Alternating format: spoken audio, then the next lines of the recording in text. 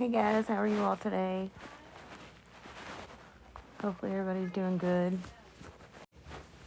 Hey guys, how are you all today? Hopefully everybody's doing good. Happy Saturday.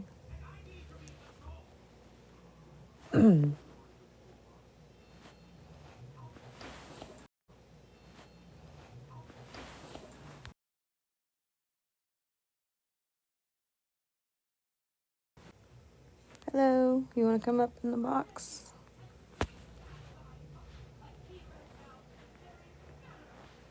I'm going to share this out a couple times.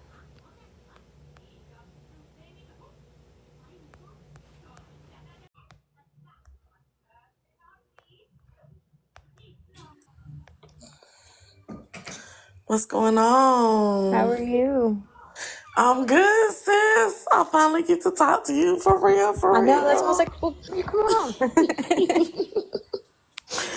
Oh my God. I'm so proud of you though. Like for real. Thanks. It's been a struggle. I know. And I've kind of stopped sharing so much. I mean, I've shared the process a little bit, but I've kind of stopped helping people just because I want to make sure I'm getting this right process. But I also wanted to tell people about it before I got too far and couldn't. Right. Like, It's I'm still okay, so I still got some stuff to do. I have to go and do my I gotta get my trust not authenticated, but notarized. yeah. Now for this part, you don't though. I don't. No. You just need the EIN for the trust, and you would Okay, I got that.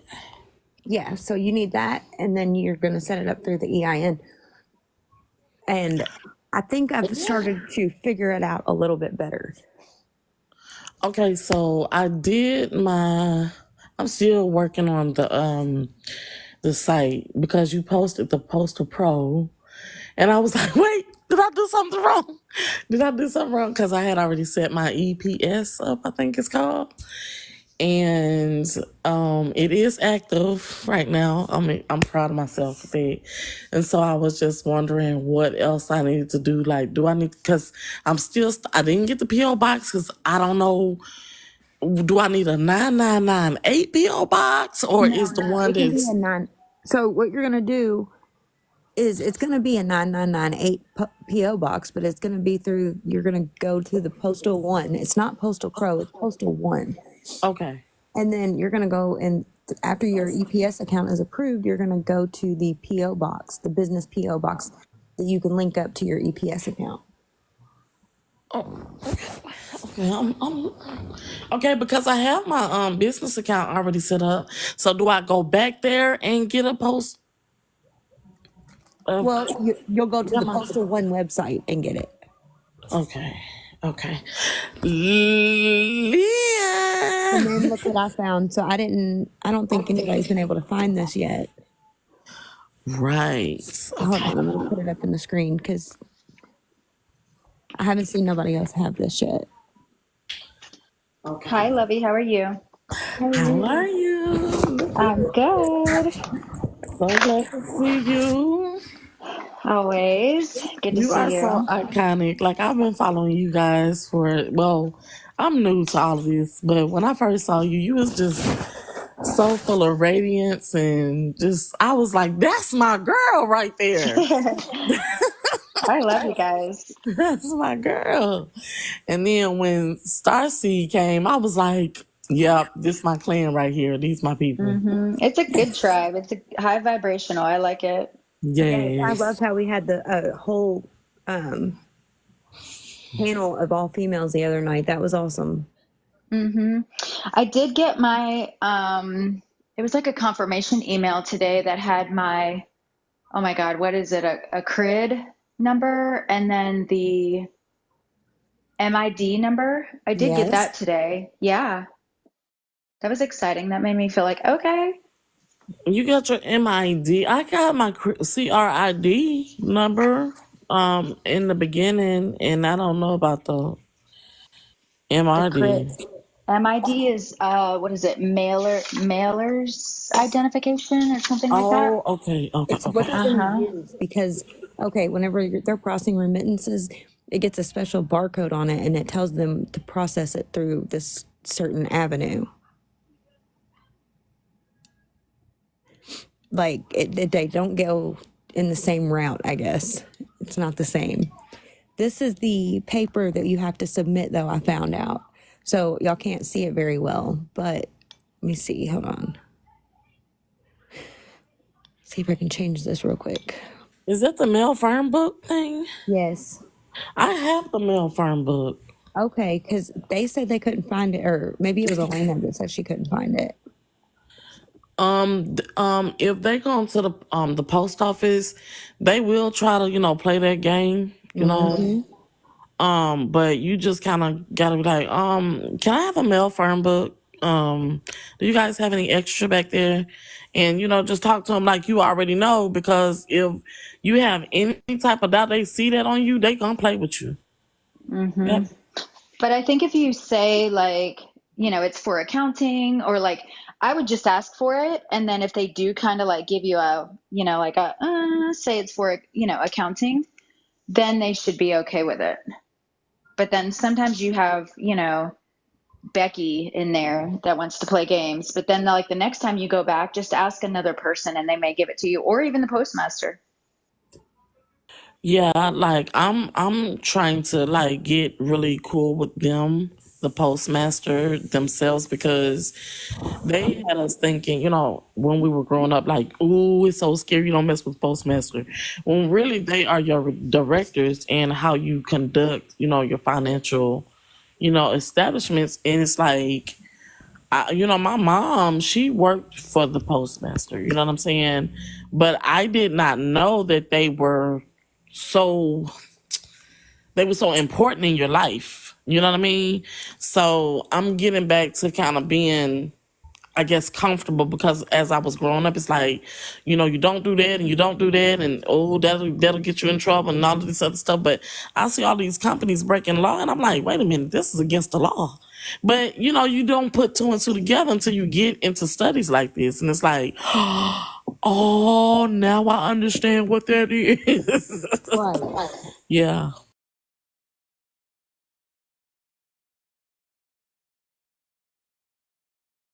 Yeah, like Is insurance. It's like backed by insurance protection. Like that's where you get your liquidity from. I don't know anything about finances, so I could be completely wrong. But I really do feel like you get your trust, you get insurance on your trust. because they're asking me here about, okay, so that's what I wanted to ask you about. I'm glad I had this pulled up, because I did not understand this. They want me to have a corporate bank account. They're asking me, are you a financial institution or credit union? And I'm like, yeah, I am a financial institution, but I don't know whether I should put that I'm or still not. listening. And then they're asking for the account type. It's either corporate or personal account. And then they want the bank ABA number. Is that where the Fedwire number goes, or is the regular bank account number or ABA number? And then my bank account number. So I was kind of confused about that process as well. Or is it just Are you straight talking up the about the bank account? Fedwire? No, for my ACH debit form. Uh-huh. I have my credit, right? I have all of my stuff filled out. And they're asking about the bank account information, right? So they want me to have a bank account. So maybe I don't know what I did, what I'm doing here, but that's what they were asking for. So whenever I did mine, because see, I ran into that problem with the Fedwire, and that's why I stopped with the first process that I was going down, because I realized that I don't have $500 to get that ABA number right now. Oh, you have to have $500 to get the ABA? To get your own ABA, to become your own financial institution with an ABA number. Oh, okay. See, Elena, that's why I was saying if we go through, like, remember remember I was saying last night, like if I go through, and even if you guys want to join or whatnot, but if I go through the PMA, then I can go ahead and, start my banking and that kind of stuff. And then from there, then start to get my stuff. Cause I know it is expensive to start all of this, but I wanted to go ahead and like start the process, I guess. And then from there, then start to set up my own bank. But if we go underneath the PMA, we can go ahead and start to utilize and get the credits back, or a house or a car or because she's already got her bank and all the things set up. That's why I Right. was saying it that way. Yeah. Like for people when they're filing their 1099s and stuff and they're getting these credits back from the IRS, is that kind of deal? Yeah, but then like, how you said like the ABA is like $500 and that kind of thing. Mm-hmm. Well, if you go like under the PMA, you can like use hers, so to speak. You're under that umbrella, like her Okay. umbrella. That's why I was saying that. Eventually, I'll end up, like getting my own, doing my own thing. But until then, I don't know. I just found like it was kind of smart to go up underneath somebody else, because remember I went to Bank of America, got smacked in the face, and then I went to what's it called? I didn't go to it. I talked to a guy that's in a private bank or part of a private bank, whatever, and he made it seem like he didn't know anything that I was talking about, which was so rude, because I'm like, yes, you guys do. Like, come on, you're playing games.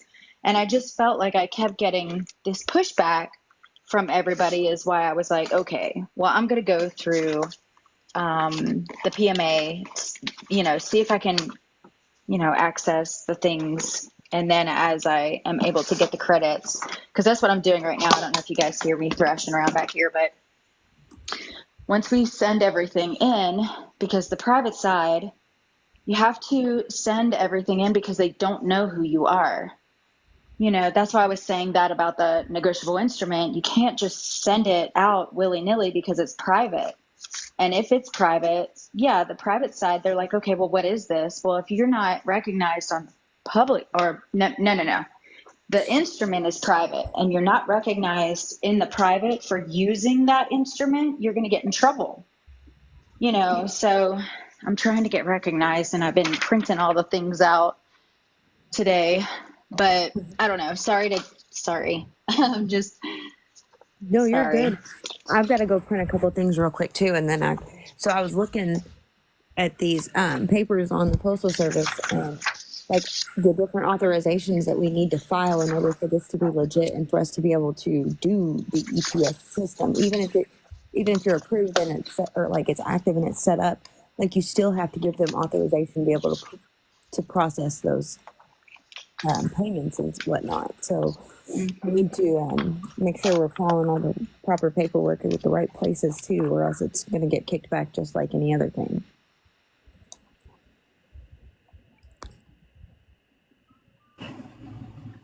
I didn't realize how much of a paper hoarder I am, though, because I've kept all kinds of stuff that I'm like, damn, like just things that like I should have thrown away, but I'm glad that I didn't now. I'm with you. I have every security from every institution like that has ever sent me anything since I've moved here. I have it. I have like bins of unopened securities. And so once this happens, do you know how busy the postal system is going to be? Yes. But now remember, guys, you can send everything in on the private side, because remember, we're trying to get the private side to recognize us. Everybody in the Right. public side recognizes us as the debtor, so if we can get the private side to recognize us, then all is Gucci. So I was like, okay, so when we get ready to send in the forms, the 28, 48 and stuff, is all of that gonna go together? Or do we need to send those One at a time. I would send them one at a time registered. Registered. Okay. Okay. I was just all It'd be right. very expensive. Well, through your EPS account, it shouldn't be. Like, cause the postage, Okay. even before you get everything like processed and through the postal, like the actual services that they provide are covered under that. Like, Wow. So how? Okay. So give me a day. Tuesday.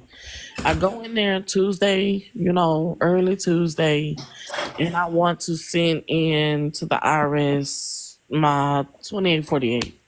well, here's the thing. Um. If you want to do that, you're gonna have to like you can order the stickers with your like registered stickers that have the registered number on it, Right. and then you would do it that way through your business and through you wouldn't go into the post office because they couldn't help you through your account. It has to be done online. Okay. That's weird. Okay. Okay. I guess Yep. I'm not. I'm not connecting the two. So once you set it up, I think you can set it up online, like get your paperwork and stuff done for sending it registered, and you would still obviously drop it off up there. But in order to be able to pull from your account, like the payment from your account, it has to be done online. I don't know if you can do it later on in the store or whatever, but they're not very technological in the window. Like post offices have the oldest computer systems and all of that. Okay. All right. Okay. That's kind of cool. But I got some insurance for my business or for the trust. So I'm going to see about that and how that would, I feel like that would add, because if you have, say, a $500,000 trust insurance policy or whatever, then that would have to add some sort of liquidity to the account, correct? I would think so. I mean, because you can cash in on the account. You can make claims and files against it. So, I mean, I really don't know. I don't know anything about insurance stuff. I'm just going based off of common sense here. The business customer gateway, that's what sent me the email. It was like eadmin at USPS. And it said the MID number, but it's also 9 digits. And then it says your home business location. And then it also has, you know how it has the zip and then the 4 at the end? I know like the 9998 and then the 9999 at the end of it, but if it's actually 4 different numbers, isn't that the account number that they're connecting you to? Possibly. So it would be the zip. Yeah, I think so. And then the CRID number is 8 numbers. Do you know what CRID stands for though? Something registered intelligent barcode. Registered ID maybe? Certified registered intelligent barcode. Maybe. Maybe. Well, it's D as in dog, not B as in boy. Oh, That's okay. why. Yeah. I wondered if it was like credit registered ID. Maybe. That would make sense. Yeah. Hold on. I'll look it up. I'll look at it. Yeah. Customer registered, I think. And then it says you've been granted access, and it gives all these like incentive programs, intelligent mail, small business, mailing promotions portal. It's the customer registration ID. Okay. You're amazing. Thank you. I mean, you can ask that, but I've asked. They're not very helpful. Like in the postal office, like locally, they don't know this information. They truly don't. It's Well, I not feel like if they're- they did, they wouldn't be working like that, you know? like I Like can if tell they you knew- guys that my people works at least 12 hours shifts most days. And I mean, yes, it's a good job, but I promise you, they're not gatekeeping. They don't know this information. It's not out there. If they told all of their employees, think about how many employees that is across the nation, and then they would tell people, it would not have been kept the way that it has been.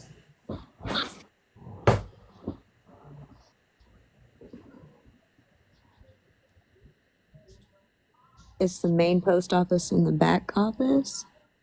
Well, how do we get there, Bonnie?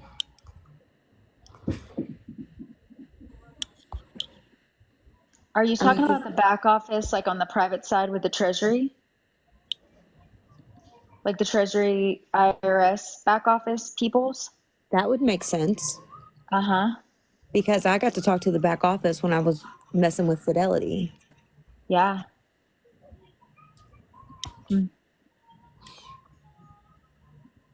It says the MID number is a field within the intelligent mail barcode that is used to identify mail owners and or mail agents.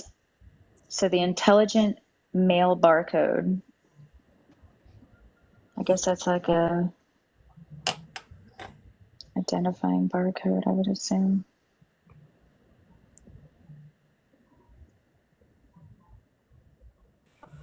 And Fidelity, I do also have Fidelity, and they also do process remittances. I did speak with one of the, I don't know, bankers or whatever there, and he knew exactly what I was talking about. And he was like, yeah, he even taught me how to go in online into the, I guess if you have an account, you go online and you go through some, he taught me how to do it. He showed me exactly where it was. I don't forgot now, but it is definitely there where you can upload, like you take a screenshot of, or you take a picture, like you upload a check, into the mobile. It's a mobile, place where you can upload your remittance and they'll deal with it from there. They know exactly what you're talking about. And go in there. And you forgot how to do it? Yep, they sure do. He was like, "Oh yeah, yeah, we can most definitely help you with that." I'm thinking like that this has something to do with that. Maybe not Nasara, but along those lines. Because y'all, I promise y'all, this information was not out here 6 months ago when I was looking it up and how to remittance and stuff. There was not manuals and shit that had remittance instructions. Or maybe it's CERN. I don't know. Well, think about it, but think about the word discernment. Yeah. Cern. Discern. So like, are you talking like the down here in the comments, Bonnie? Are you talking about like the not the international, but like the big post offices that we have? Like, I know here where I live, all the mail has to go for like the surrounding states and all. They have to go through Louisville because that's our main post office around here. Is that what you're kind of talking about? Or are you talking about like mainer than that?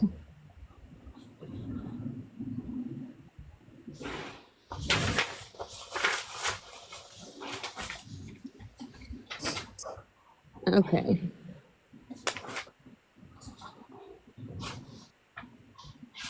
So there's one close to me.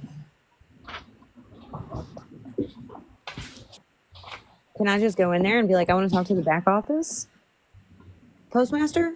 Financial postmaster?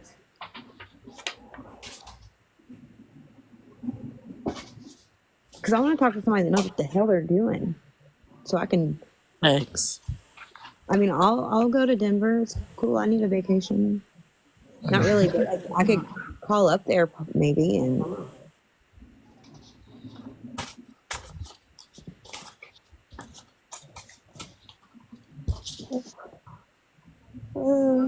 would Louisville be one? You said there's 3.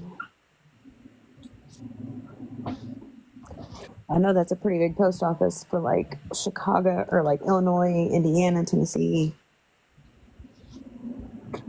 You must be working.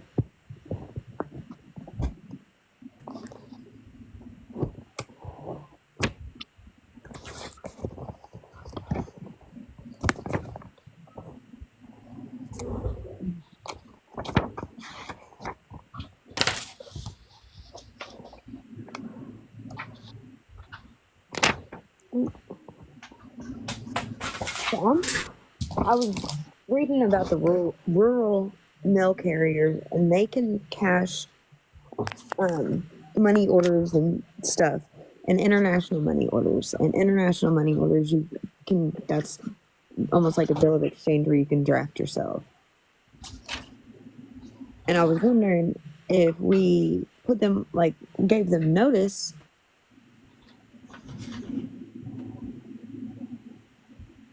from the Federal Reserve in St. Louis, because that's where my budget or my Social Security stuff is. You have an H, Elena? Do you have an H? Yes, Yeah, me too. Are you in Georgia? I'm in Kentucky. Okay. H. Yeah, that anybody with an H on the back of their social is out of St. Louis. Yeah, I have an H. Yeah, me too. I have That's an just H weird on because one I of was mine. born in Georgia. You do, Lala? Yeah. My first one was Philly. Well, I found my Social Security card from my second ex-husband, and it's a K, I want to say. I would need to look at that, but I think it's a K. That's all right. Wait, you were born in Georgia, right? Yeah, Do you have a picture of your birth certificate handy? yeah. Can you look at it for me and look at the bottom right below the barcode and tell me if that letter corresponds with your first social Okay, hold on. card? Because I just Wait, noticed what? that Because mine matches. what do you I say? wonder if that has something to do. I don't know. So in Georgia, we only have like the long form, the certificate of live birth, and at the bottom there's a barcode and an 8-digit. Well, it's 8 characters, 7 like numbers and 1 letter, and mine Yeah. starts with a C. And it just so happens to be that my first Social Security card has a C on the back. So I wonder if they correspond in any capacity. Mine is an S. Oh, okay. Never mind. Yeah. The Federal Reserve banks don't go up that high. Huh. But We don't I have long wonder. form here. Well, but hold on, Lala. The next one that I had authenticated is a C, and then remember we got a couple of them. And the next one that I have is also an S, but the number's different. Yeah, I don't think the numbers would be the same. I just thought the letter would be. Yeah, I have one S as in Sam authenticated, and then I have one S that is not authenticated. And then I have one that is a letter C as in cat. Did anybody else? So did the number on your back on the back of your Social Security card, did it stay the same? Because mine didn't. No. No, I got mine married. changed too. Yeah.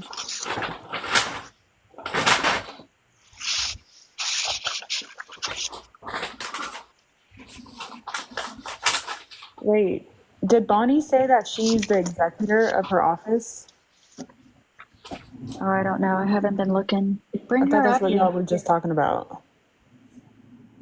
Like the Denver and the Denver and the DC. She said there are some in North Dakota too.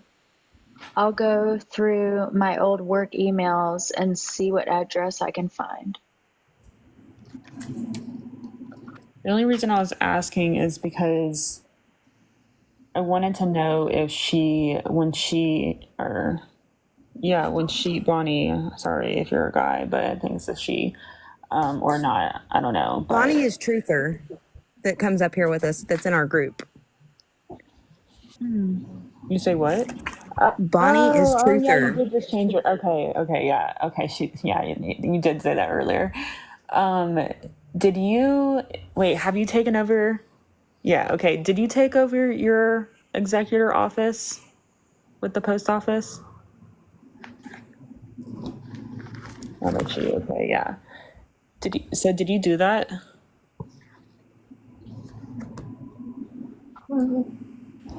Said she can't talk. Okay, I was gonna say. So she might take Oh, her not stuff. yet. Okay.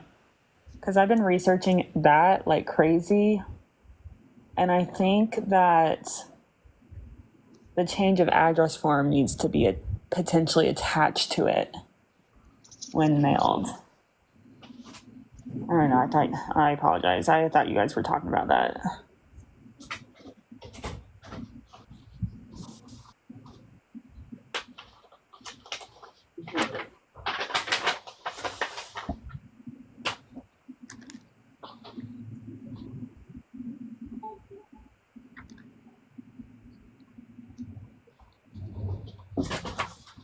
With the birth certificate, is it the certificate of live birth? If they offer that where you live. That's the only one I have. Okay, then yeah. That's the only one I have too.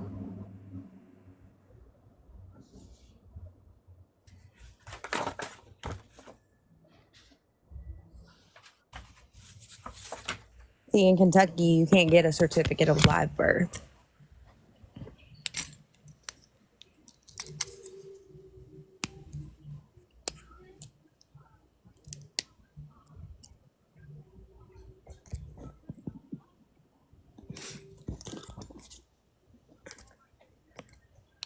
Y'all, I started going through my change today because I was looking for specific silver half dollars. And I found several pennies worth several $100s. And I have like 5 silver half dollars that are worth over $500. Dang, that's awesome. But I don't even know where you would sell that. Whatnot. Huh? What's that? Huh? On Whatnot. Like Whatnot? WHATNOT.com? Yeah. Huh. Okay. Yeah, because I have one of the, like a huge, I don't know, it's like a glass, I don't know what to call it, but I anytime I get change or anything like that, I've been just throwing my change in there. I need to go through them, I guess. There's Oh, an app Whatnot. that you can get. Yeah. You just take a Whatnot app. picture. Well, no, this app, I don't know what it's called. Or, oh, never mind. You were reading the comment. But you can scan the coins and it'll value them for you. Why not just keep them? Well, yeah, if that's what you want to do. But if people are trying to sell them or trade them, or just to figure out how much they're worth. The red or the blue coin book. That's the one that works.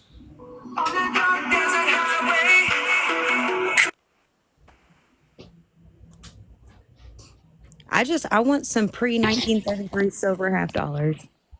Or any silver or gold backed.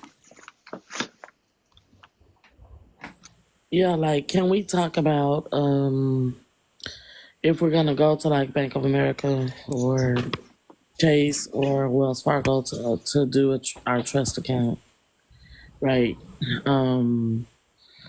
We we have to fund it, right? I heard. So how do we fund it with the silver dollars? Like, what type of silver dollars? What's the year, the mint? I need to. If I go in there and I want to take some silver dollars, is that going to be sufficient enough? And what all I need to go in there with? Because nobody's giving out clear instructions from what I can see. It's just all throw it around, and I'm brand new. I don't know what to do or how to sift through all of that.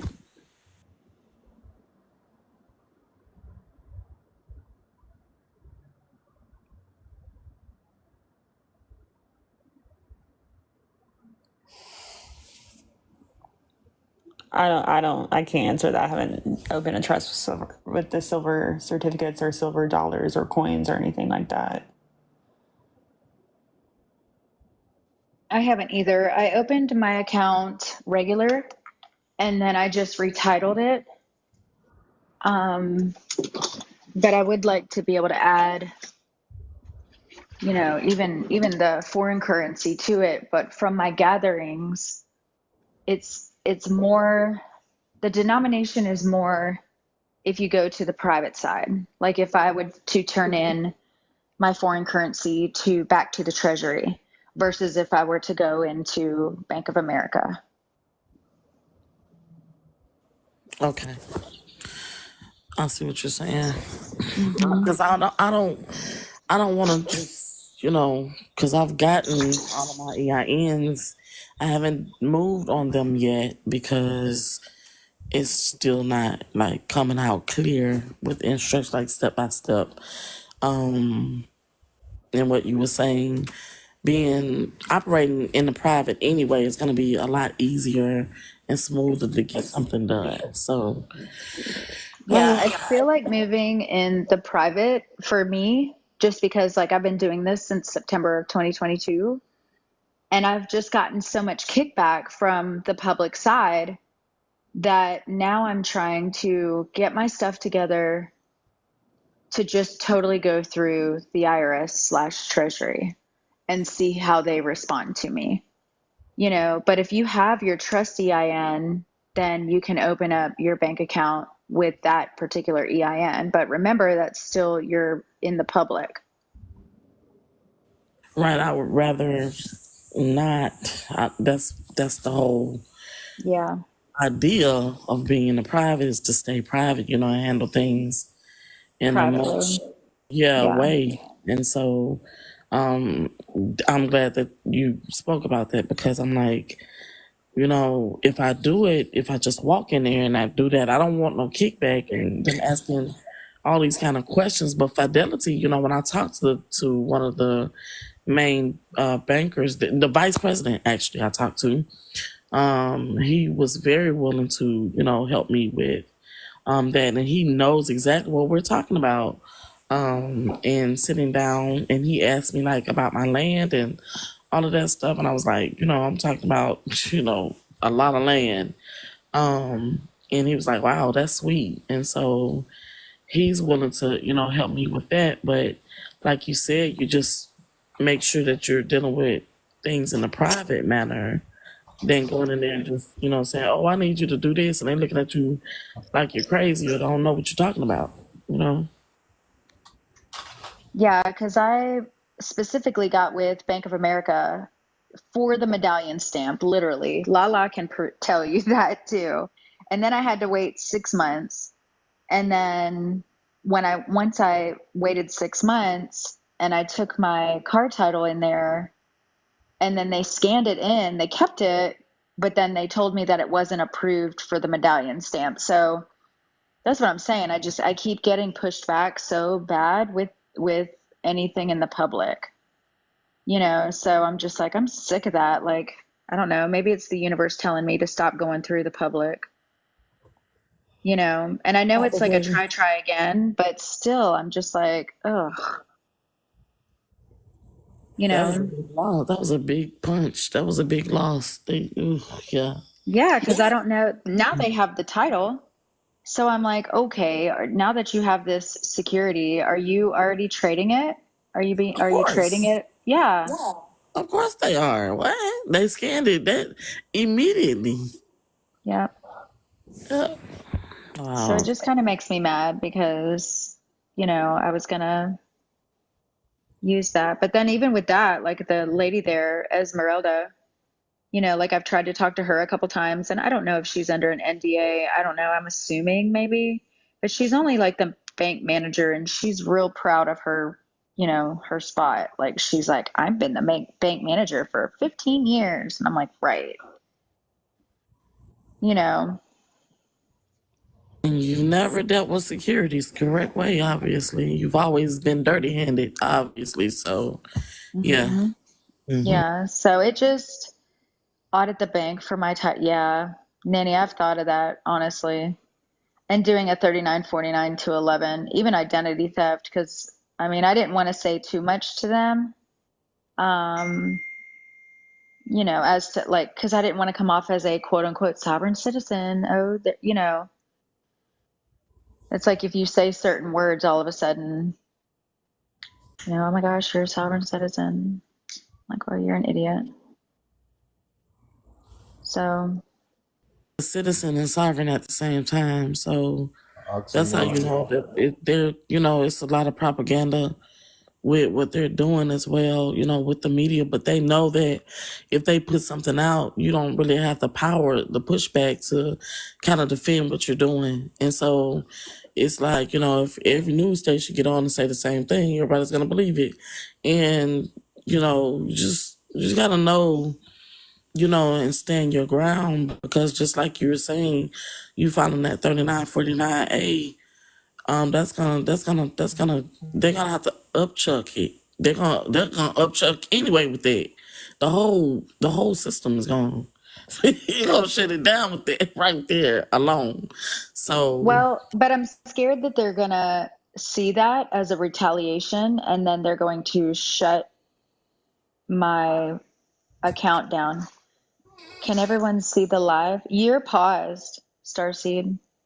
You yeah, have a you're little cough. There you go. It's yeah, back. there you go. But were you going to talk about something in particular? I feel like I'm just talking. Me? No, I didn't have anything. I was just coming on for a little bit. Got Yeah. my daughter to bed and was just chilling. Yeah.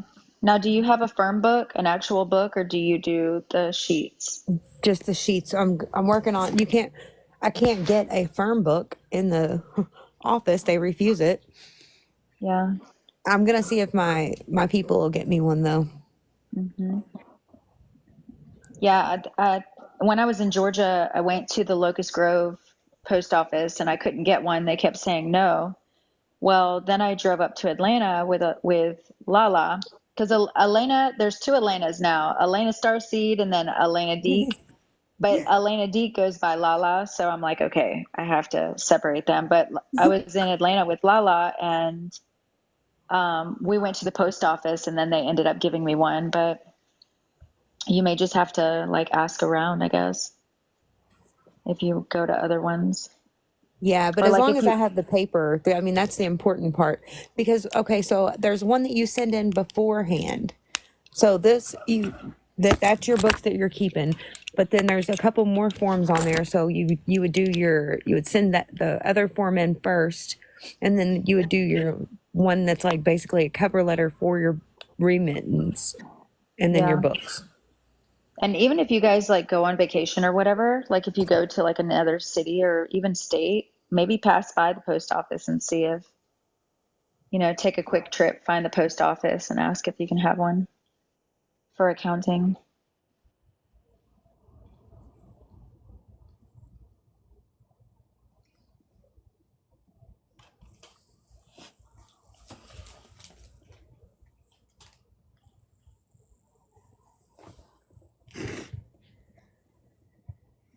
Sorry. You're fine. Keep getting these messages like emails, and I don't know what if my husband set something up or if one of my kids has done this, but they seem pretty legit. Dreams asked, do we have to change our status just to get the remittance of our bills? No, you don't. You can do it. I actually saw a video today that the guy was like, I think it was the Paths to Freedom guy, Caleb. It was like his most recent one, I think, and he was talking about the remittance, and even on the bills, he's noticed that like some of the bills, the verbiage on the bills have changed. Yeah, things have definitely changed with all this stuff lately. Yeah.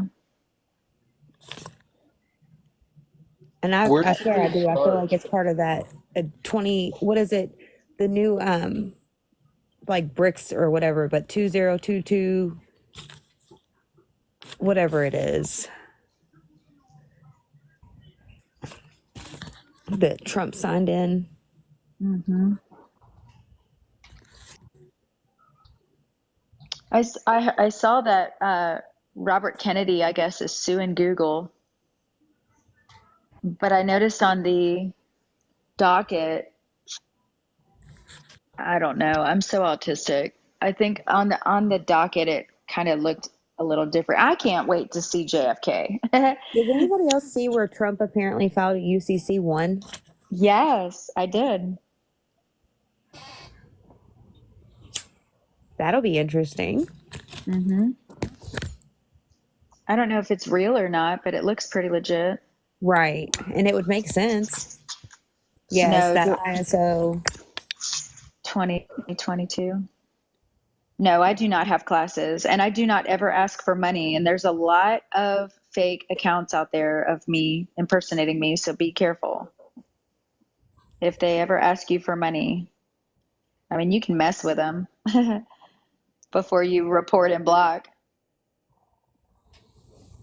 As far as I know, there aren't any fake ones of mine yet, but Oh, there will be, I'm sure there are, maybe.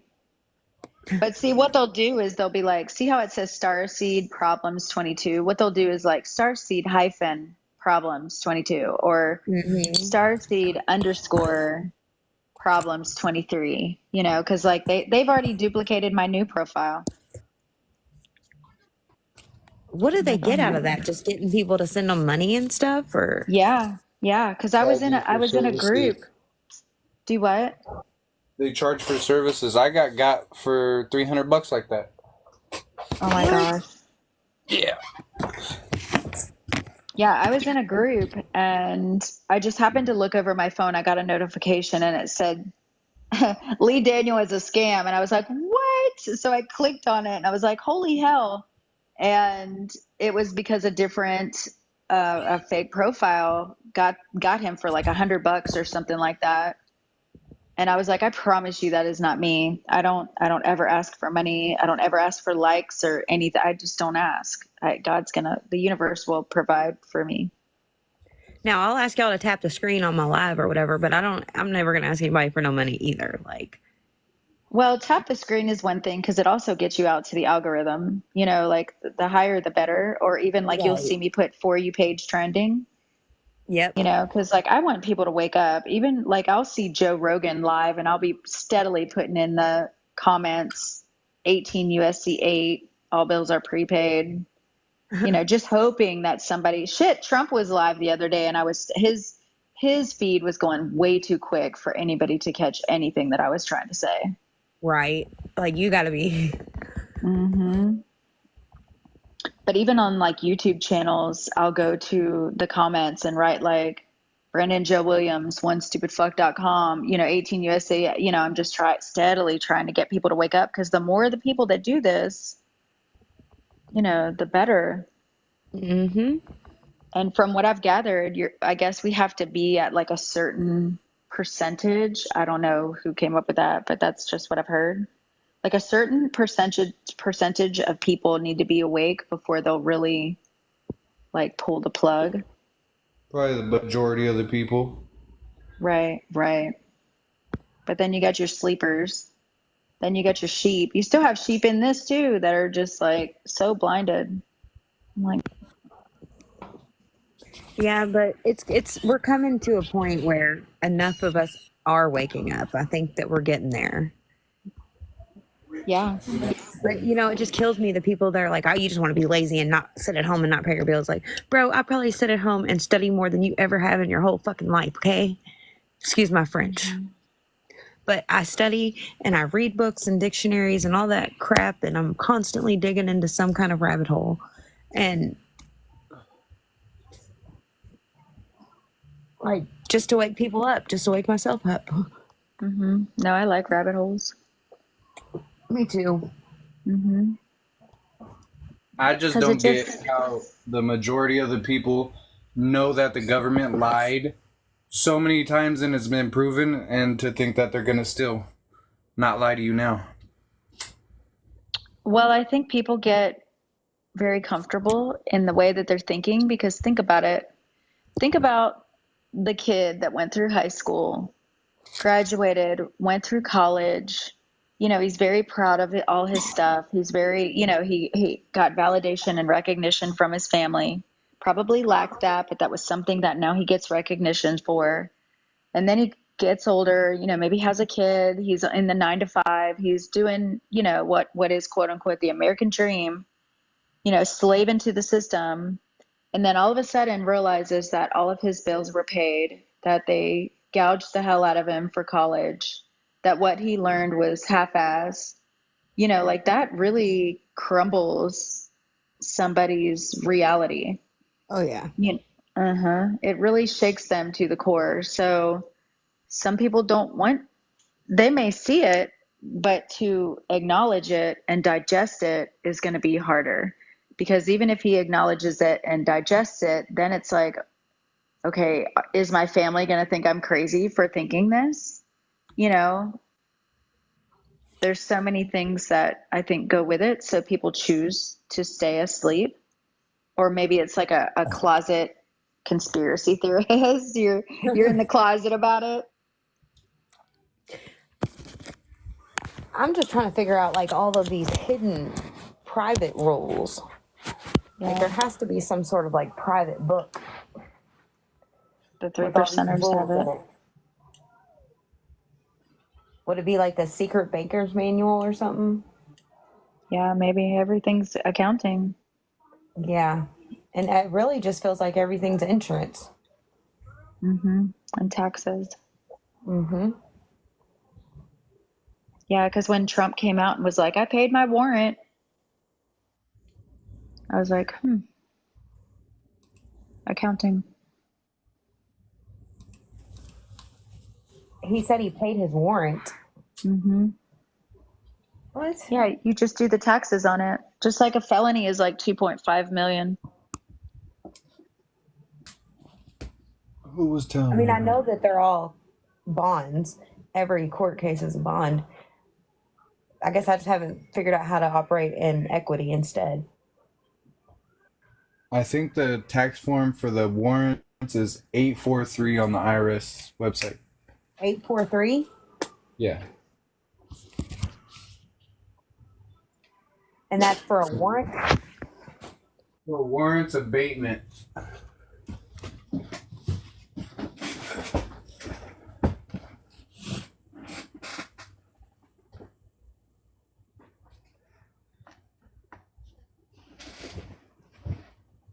Because think about it, like if you go into, let's say Olive Garden, and you sit there and you eat, then you're going to get this receipt. Well, think of the receipt as the warrant. You know, somebody has to pay it. And if you don't pay it, then you're going to have to go back in the kitchen and wash dishes. So if you pay the warrant, then you're fine. Your books are balanced, so to speak. But if you don't, you know, now you're in the back kitchen, or AKA jail. Huh. Until that account's made whole. You're back there washing dishes until your account's, yep. That's why they keep you in jail. Yep. But if you do the taxes and you do all the things on it. Oh, abatement. Kiki's in here. Hey, girl. We were on the phone all day today. I have my ups and my downs where I'm just like spiraling, crying.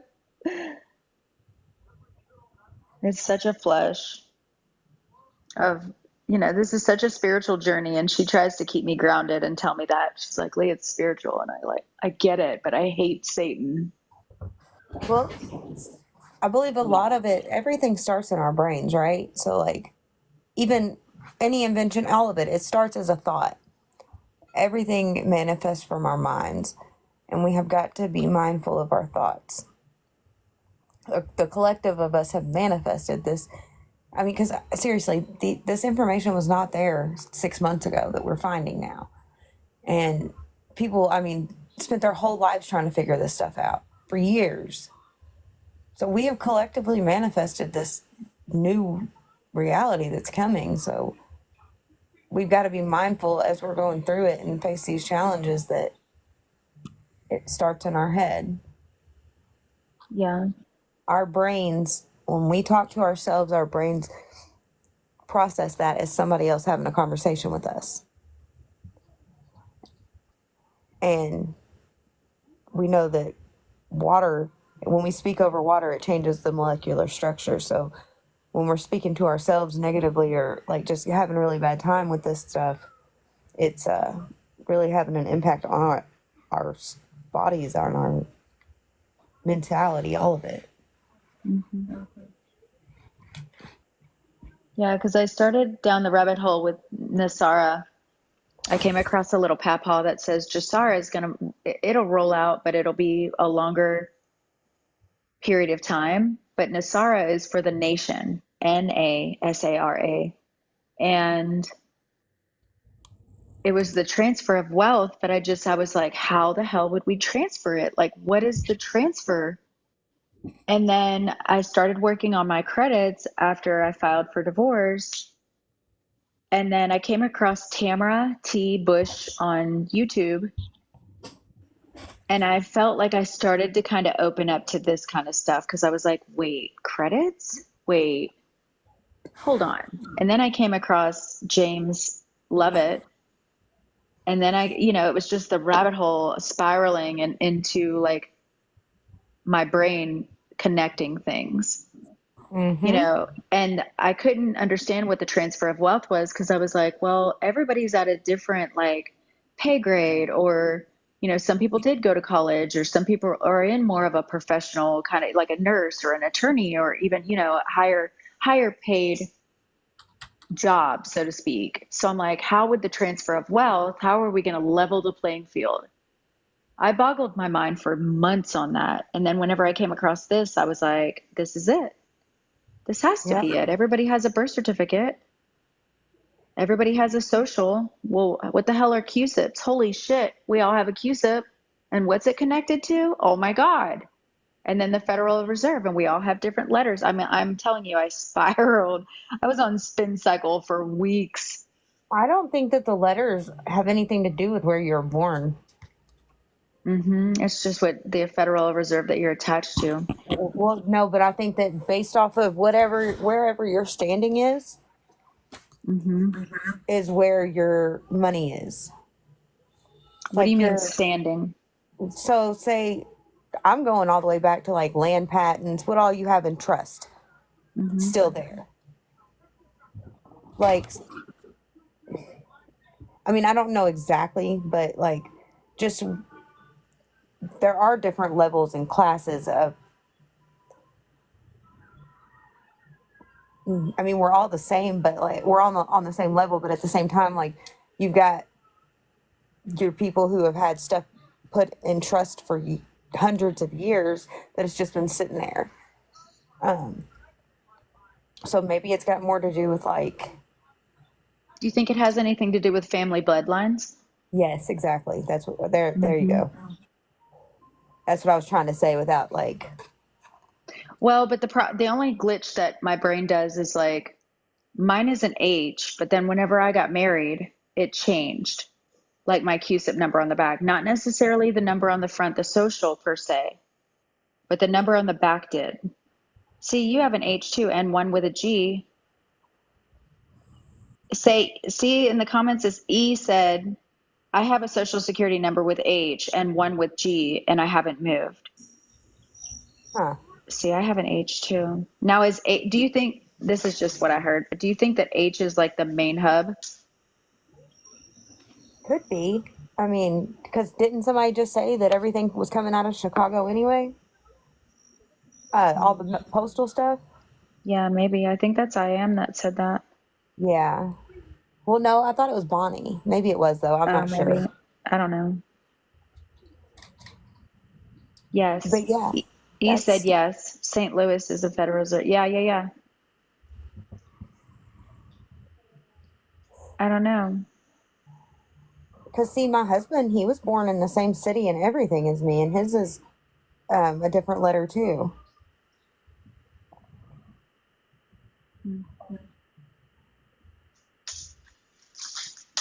I heard that they're like also linked to a different number. Like H would correlate to 8.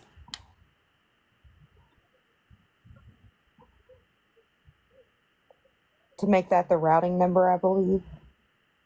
Well, yeah. So on the number, instead of an H, you would write 8 and then the number.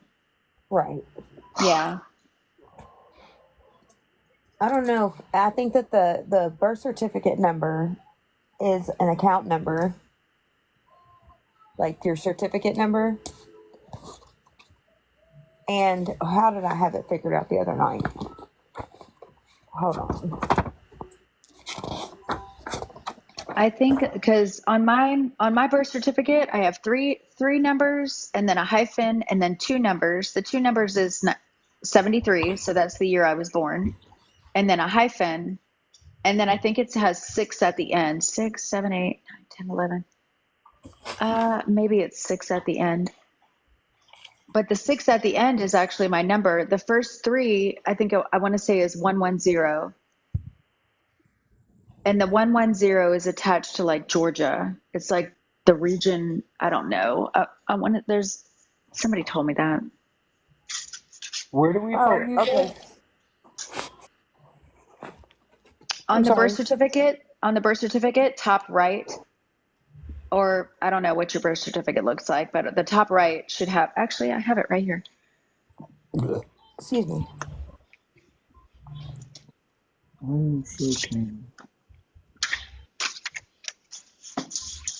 The top right. Yeah, okay, so it says, what's that word? I can't see. State filing number. So it's 3 numbers, 110, and I think that's because it's in Georgia. And then there's a hyphen, and then 73, that's the year I was born, and then a hyphen, and then 6 numbers behind it. So the state file number is actually the 6 numbers behind it. Okay. See, mine is actually, so I have the 3 numbers, but mine actually has 1990. It has the full year. Mm-hmm. And then it's got 5 numbers behind it. Mine has 3 numbers, the 89, then 5 numbers. But Elena, add all of them up. 6, 7, 8, 9, 10, 11. It's 11 numbers, all of it, right? Mine's actually got 12. Weird. Mm-hmm. And then on the left-hand side of the birth certificate on mine, it's 4, and that's just a local file number. But see, I had it figured out the other day where that would be like the account number, and then the routing number would be the other number on it. But see, we have different forms of birth certificates too, so that's because the other number is a 9-digit number on my birth certificate.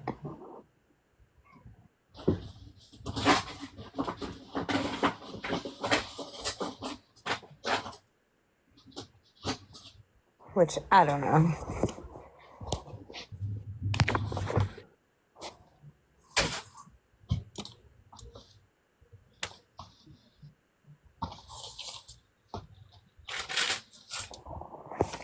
I have emailed the postal customer service department though, and I'm just gonna be like, look, can y'all just hold my hand a little bit more?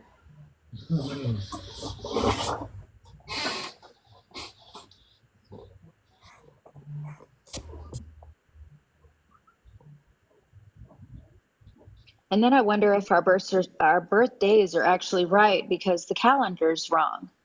October should be 8, not 10. Oh yeah. And November should be 9. Mm-hmm.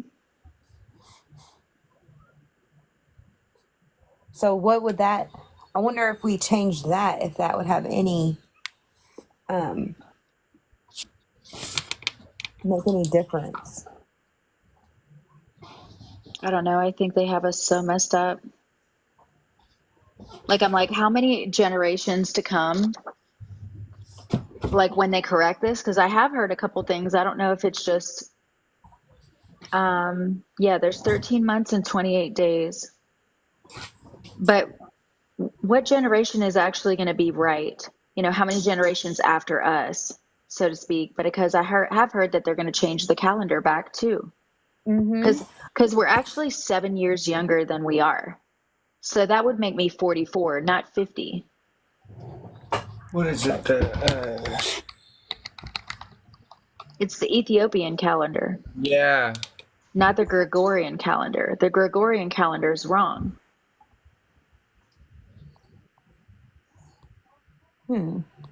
Yeah. Have you guys seen where there was a clock that had like 15 hours or something? What was it?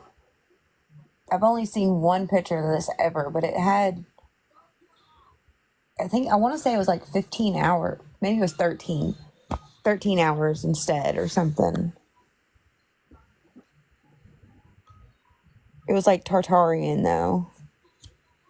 I haven't seen that, but I'm not surprised. That's what I'm saying. Like the whole Rockefeller thing and Jekyll Island has just really screwed us up real bad. So that's what I'm wondering, like how many generations after us. I don't think it's going to be like, well, I was going to say the next generation. I feel like the kids that are like 5 years old right now, I'm like, maybe they would start to, figure this out and be like, you know what?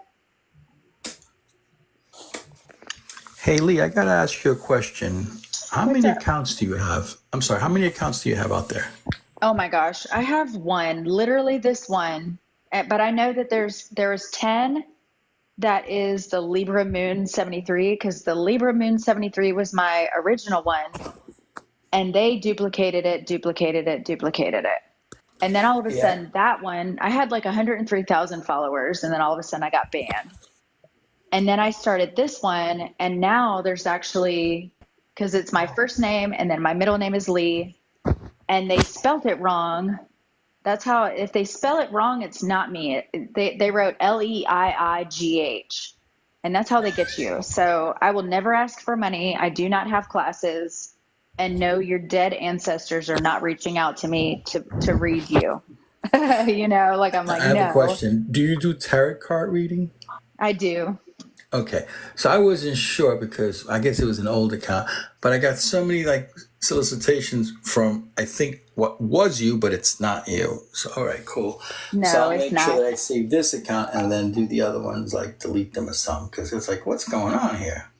Yeah, how many are you? Yeah, no, they're scamming you. I Yeah. didn't know you did tarot. I do. I love like that so much. I like dead people more than I do live people. I'd rather talk to the dead than the live people. So have you ever done like HemiSync? Or have you ever No, heard of it? no.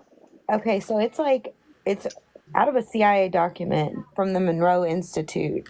It's where you sync both hemispheres of your brain down to like 7 hertz, I believe, by playing binaural beats, and it causes you to have like an out of body experience, like astral projecting. Okay, you said hemisync. I thought you Uh-huh. said like something kinesis is what I started to hear, I think. Yes, I have heard of that. Even at night, I'll put on Hertz music at night if it's healing, or if like my body just feels like I'm drained of the energy, I'll put on, something, but it's HRZ for anybody else, and like in the comments want to look that up.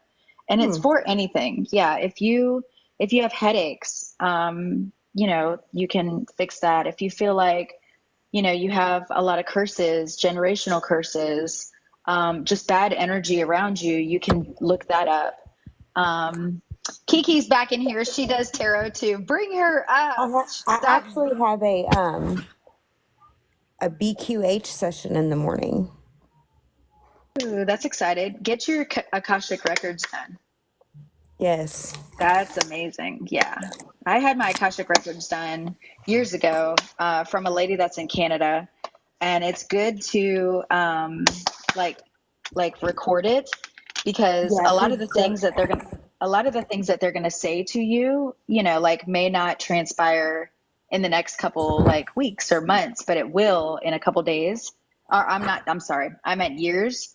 So you just have to, like, if you ever get tarot readings or if you ever have like Akashic records done or anything like that, just like record it because things will play out later. Yeah, I've got some questions to ask. Yeah. That was hard to come up with those questions. Like,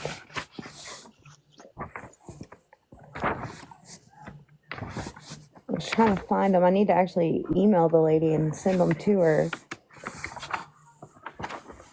Well, like you don't, when you're talking to like a psychic medium or anything like that, anybody that can read your energy, don't tell them anything.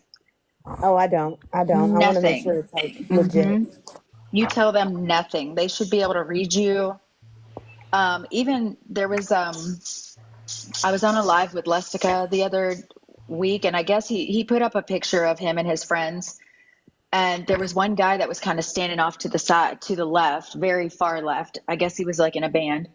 And I could tell that he had already passed. It was just his energy. But I had asked him about the guy that had like his pants were kind of low, but he had like a happy trail. It was really like probably the 80s. So it was real bushy. But I like Busch Gardens down there. But I had just asked him. I knew he had already passed. So when he said that, I was just like, I love dead people. And yet I've paid over $90 and I'm still waiting on my 1 hour mediumship and my letters from heaven. See, I feel like I have a connection with helping people pass over to the other side or something. Like I have a connection with Me as well. So you're like a bridge keeper. basically. You help like people bridge over. Yeah.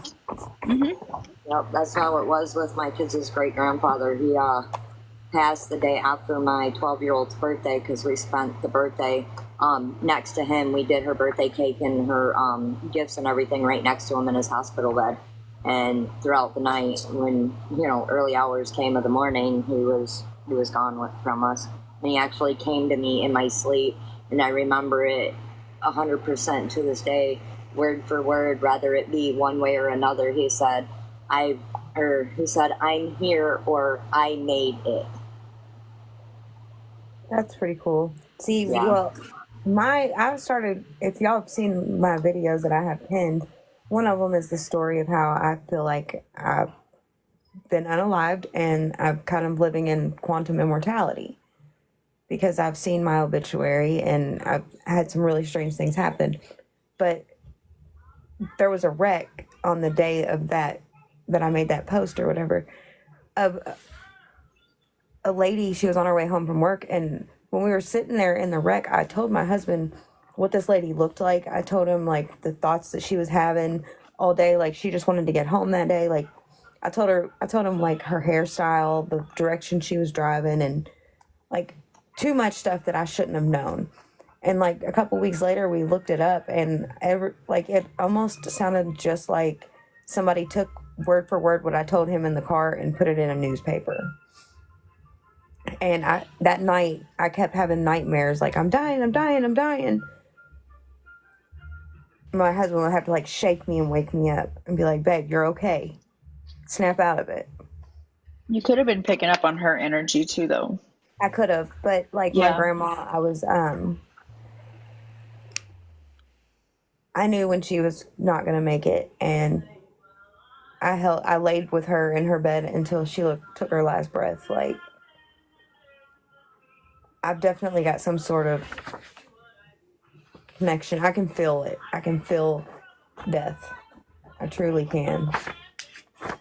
I know I have dreams, and they're very specific, and they're either I dream of fish or I dream of pregnancy, and somebody that I know it always ends up that somebody is pregnant that I know. It's really crazy or really weird, and when I'm around them, I can pick up on that. Well, when you get pregnant, though, there are souls. There's several souls that will kind of be around the top of your head. They're kind of hanging out with you. Because when you're a soul, you want to volunteer and come down here. So before you go in front of, like, you interface in front of the creator, the Most High, you can kind of hang out with the family would be your family, kind of like you want to go test it out. Like, okay, here are the parents, like say if I was, like say I was a little soul and I was flying above Elena's head, and I would say, okay, well, they live in, where did you say, Kentucky? And they're married and she's in college, and maybe I do want to come down here, and that would be my mom and dad. And, like you can kind of, I don't want to say test out your family, but you can kind of see it. So a lot of times there will be souls that kind of hang out with you, little baby souls. I don't want to say baby souls, but because the actual little meat suit that you choose, that's just kind of what it is. But your energy flies around the top of them.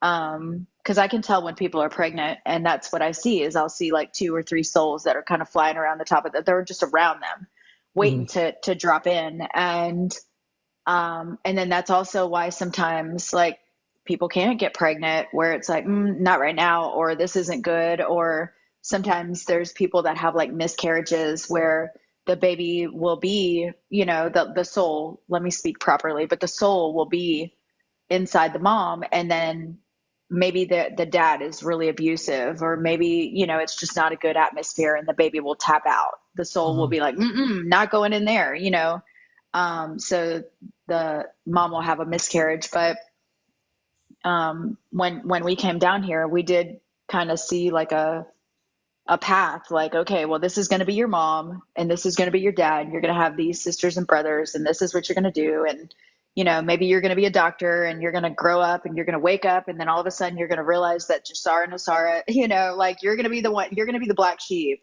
you already, So you already see your path when you're interfacing with the Most High. That's why people say you really can't get mad at your life. You kind of have to, see it and move forward, because, you picked it, like you picked your life, so you really can't, you just have to kind of go with it. Right. That's why they say that, because you did kind of hang out above your mom or in your mom's vicinity, and you saw what kind of life you were going to have, and you were okay with it. So now it's kind of like you just have to deal, I still think it's rather weird that, when I do have them dreams, it's specifically of fish, whether it be somebody's fishing, or we have got fish for pets, or, some type of fish. It has to relate to fish, or an actual person that is pregnant in my dream. And that automatically, to me, that means somebody that I know or is in my family is pregnant. And the funny thing is, I did have one. The last one that I had was back in February-ish, and I just went to my niece's baby shower on the day of her and her twins' birthday, nonetheless.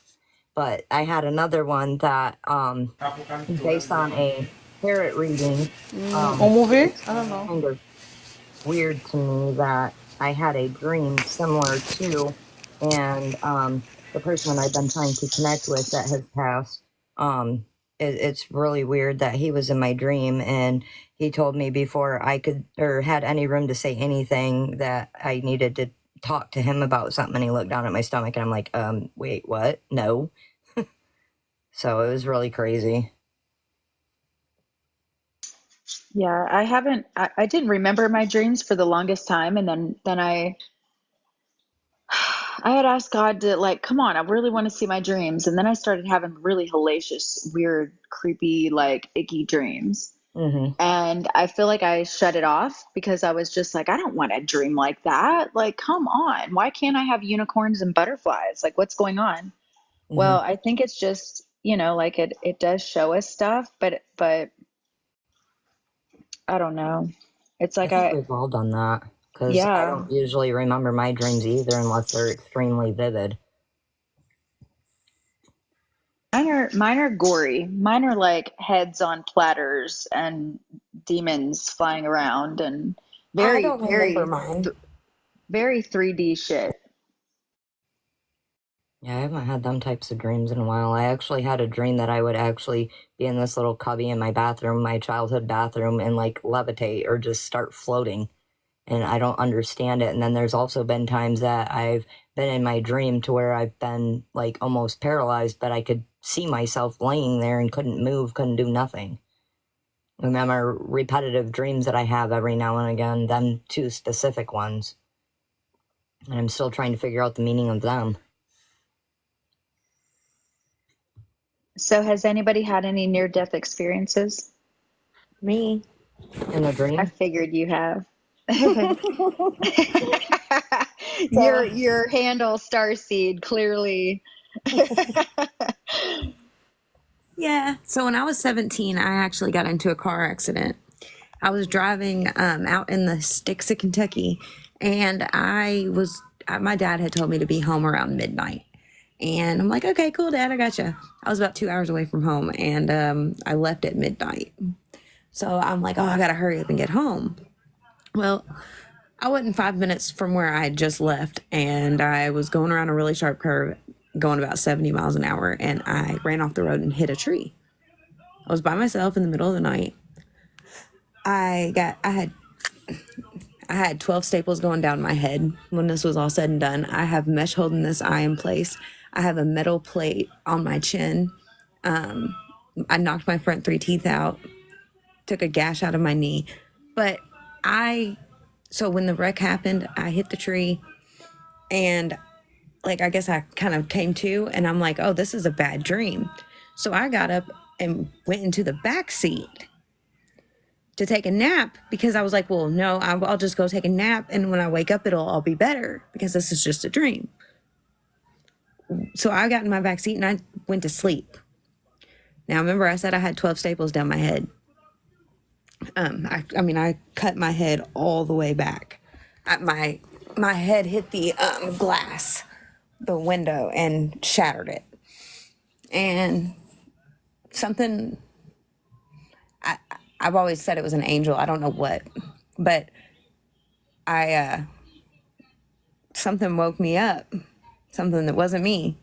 And yeah, definitely a wild experience. I was shown a lot. Do you think it was an angel?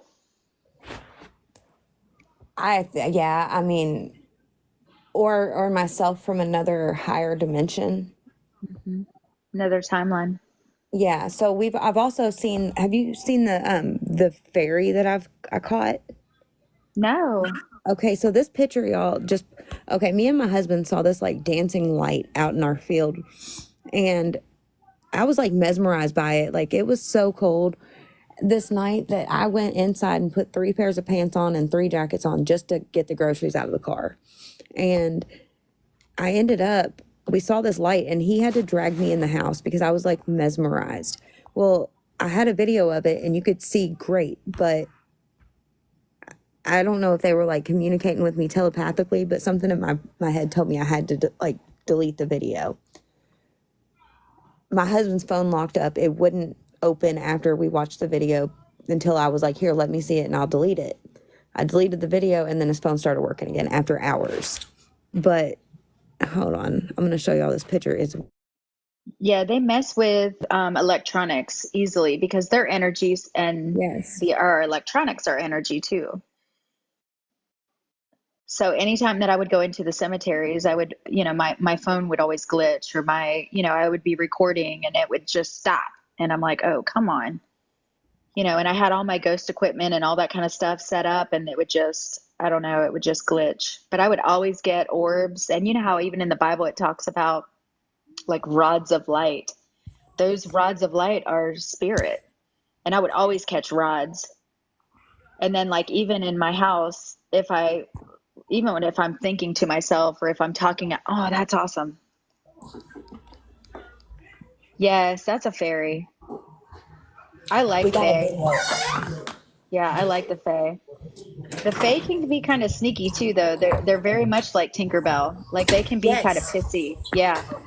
No, look, we had our key. So right around this time that we saw this thing, we had our key, to our car, we had one of those like little key finder things on it on the ring, Like a key fob. and yeah, well, we lost our keys with just the key and the key finder on it. Like the rest of our Yeah. keys were still on our thing.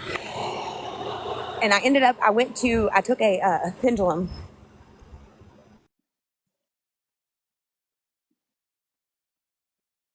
Look at her. She's talking about it and it freezes.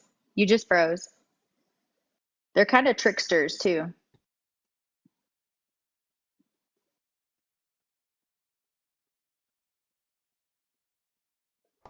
Okay, so where was I at? Sorry, my husband's mom came by real quick. You're fine. The key fob. They removed your keys. They took your keys. Oh yeah. So I went and got a pendulum because we were going on day 2 of not being able to find our keys anywhere. And I got a pendulum and a almost like a Ouija board, but not really, just like a pendulum board. And I asked the pendulum where my keys were. And I thought that it said towel. So I'm like, where's it? It's got to be in the towels, right? Well, I ended up making my daughter some food, and in between the stove and the cabinet, there was this little crack, and our keys were down there. If you look at stove and towel on one of those boards, it was all right there. But we also have a recording of whatever it was talking. And in the recording, you can hear it say my husband's name. And at one point, oh yeah, that people do going into Walmart on their little loudspeaker or whatever. If you slow that down and play it backwards, it says, hey, y'all. Like these entities were talking to us, just in reverse. It's always reverse. Babies actually always learn how to where speak everything in is reverse backwards. first. And I think that's why I've always been dyslexic. And then I like to read from right to left. I feel like if they would switch it, because you know how these content creators are like, you just need to read. I feel like if they would flip it, I could read better. Yeah. My brain already goes to the right, to the left, but they switched everything. Like even our north, south, east, west, it's not right. Everything's backwards. North is actually south, south is actually north, west is, everything's wrong. I Everything is just saw a backwards. video on that, Yeah, like everything. not even 2 days ago. And then the time as well. I know you guys, when I first come in, you guys were talking about time and how they're saying that there's 24 hours a day. When you actually do the math, there's only 22, I believe is Yeah. what they did the math on. I don't remember 100%, but yeah. Mhm. My son is 32 and he's had so many near-death experience. Like that child should be DEAD'd. I'm like, look, if you were a cat, you were running out of lives. You are running out of lives. He's done the same. He's smacked into trees. He's totaled cars. He's been on his motorcycle and slid down the interstate. I'm like, what? Come on, kid.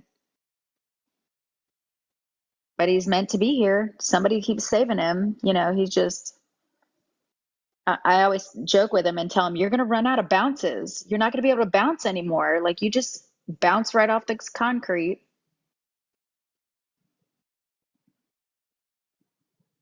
But I think that I'm approached by angels a lot too, because when I had my boutique in Georgia, I was just about to file for divorce, and your brain is kind of scattered when you're having to think of all the things because I have kids and just all the stuff, right?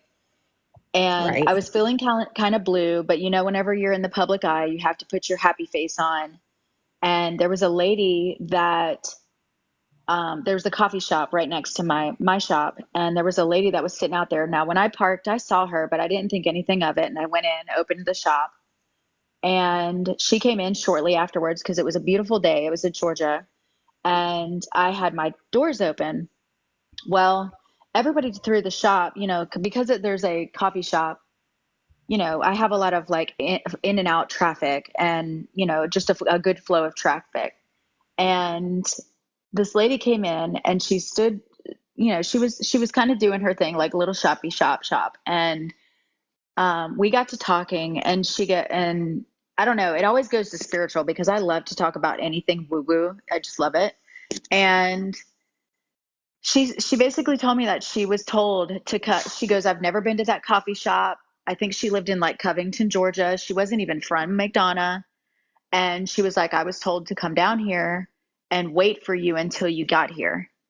And because I didn't open until like 10 o'clock. I had like a late opening. I'm not a morning person. So it's going to be, if I'm going to open, it's going to be 10 o'clock. And she came down, sat there, and I think I think she's an angel. I think she was an angel. We talked for hours and it was crazy because it was like, I resonated with her so much that like, she almost felt familiar to me. And, I love that. I love when yes, people just feel familiar. Like, yeah. And even when I hugged her, that felt familiar too, but it makes me almost want to cry. She felt very grandmothery. Like she knew what oh, to say to me. She knew, like, just when she hugged me, I broke. And I'm talking oh now my ugly gosh. girl cry. I just needed to break. And I would say maybe she was in the shop for maybe 2.5, 3 hours, but nobody came in.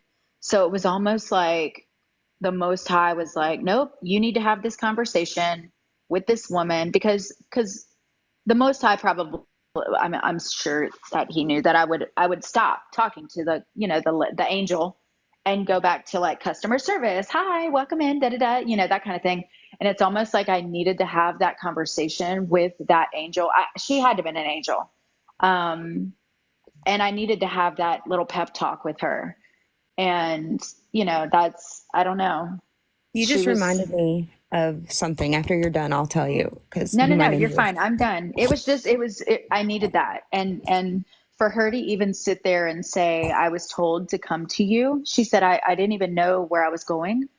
And for me, I love that because that is truly being led by the Spirit. That is truly Yes. being led. You wake up in the morning and go, okay, God, or Most High, whatever you want to call him, or I honestly think the Most High is a female, but whatnot.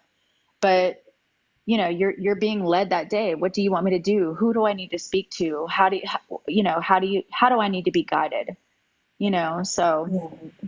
I love it. Yes. Spirituality makes my heart so happy. Me too. But so I told you I was laid with my grandmother till her last breath. It was she was my favorite person here on this realm. My absolute favorite person. Like anybody that's ever known me in my life, like personally knew me, they knew her because we were that close. And that morning when she passed, I didn't know it then, but I like to watch a couple people on YouTube that do like scrying with tarot and stuff added on.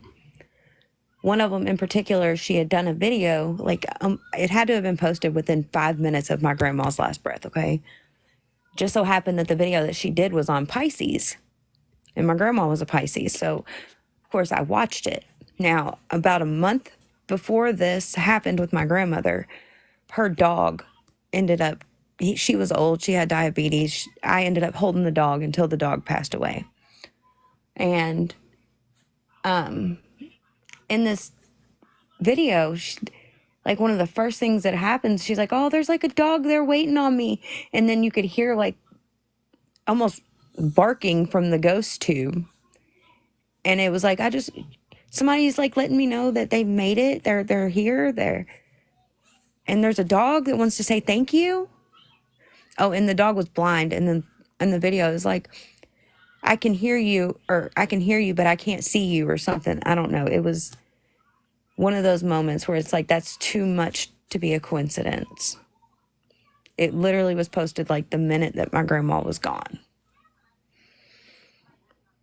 I love that. Yeah, Yeah, that they was, definitely talk to you. They talk to you from the other side. You just, you have to be open to it and feel into it, and you can use your discernment to see, is it a good spirit, is it a not, because you do have shapeshifters, and you do Mm-hmm. have like lower dense energy that'll come in and like mimic your grandmother. Mm-hmm. So like when I talk to my guides or my angels, we have certain things that, since obviously I'm human and I speak English, and yes, I can hear them, but I can tell when my guide, his name is Justin, when he's with me, he'll tickle my eyelashes. So I know he's with me. So, like, if you and I are, like sitting together, or whatever, and like all of a sudden, like my eye, it's always my left eye, and he'll tickle the side of my lashes, and I know that he's with me. Or my a good friend of mine was killed in a motorcycle accident, and she always, like, when she would come into the shop and sit with me, and like say if she was on break or whatever, she would go, because where I was at had like a little eatery place and then the coffee shop, so she would like come, like walk down and like sit with me for her lunch break. And I would be sitting at the desk, and she would always like grab, how you like pinch somebody's knee, you kind of like, hey girl, and you just kind of squeeze the knee. Well, she's always done that. So when she passed, the first time I made contact with her, I felt that. So I knew it was instantly her. And, you just have to like create that communication. Like, I don't know what your grandmother does with you, Elena. Like, if there's like a certain thing that you just know that she's there, or maybe she just shows up and you just know that she's there, you know? Whenever I'd started, the reason I asked you about the Hemi sync earlier was because the first time I did it, after I got over being scared, I was in this, I couldn't see anybody, but I was surrounded by all of my past loved ones. Mm-hmm. And like, distinctly remember my uncle being like, huh, of course you're the one that made it here. Like, of course you're the one that came over here. Blah, like, well, duh. But I was actually communicating with that uncle through like a spirit box. And he had told me he went by Dirty, which is so weird, but I'm like, who am I speaking with? And it said Dirty. And then my husband, we didn't speak or anything, but he grabbed my uncle's ashes and handed them to me. And in the moment that his ashes hit my hand, he said, where are my ashes? And I was creeped out after that. No, I love that. I mean, I don't know. I'm weird like that though. Cause like when we would go to the cemeteries and stuff, there was always. And then one time we went to the cemetery, and we were it was an old church, and the church was abandoned, and it had like, how it has like pool doors, like the doors have little pools, and there was a chain through it. Well, I started to feel like you can feel every, goosebumps, your hair, everything's like, you could have shaved your legs that day, but now you have to shave again because your hair on your legs just grew because you had, goosebumps or whatever. Well, I was actually with my ex-husband, but had told my ex, I said, we need to leave. So we went to leave. And as soon as we passed by that chain, it gives me chills now. The chains on the front door like went bam, like cha, and I was like, oh, and then I just started walking quicker. And at that time, now I'm praying. I'm like, okay, you guys do not come home with me. You guys are not allowed to, come home with me at all. You're supposed to stay there, because they will. They'll stay. As soon as they feel like they can, oh, she can hear me, or oh, I can make contact. They'll come with you.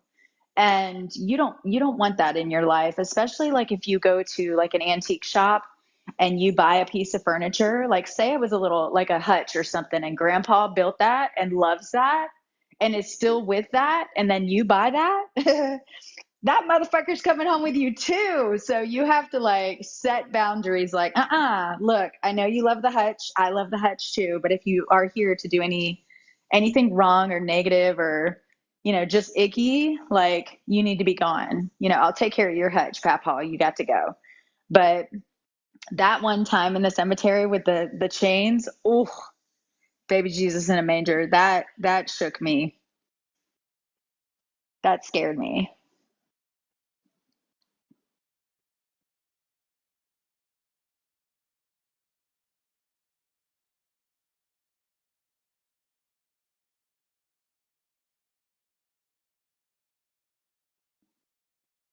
But yeah, I like that. I like talking to the people on the other side, especially if they're good. There are some My bad best ones. friend, oh, sorry.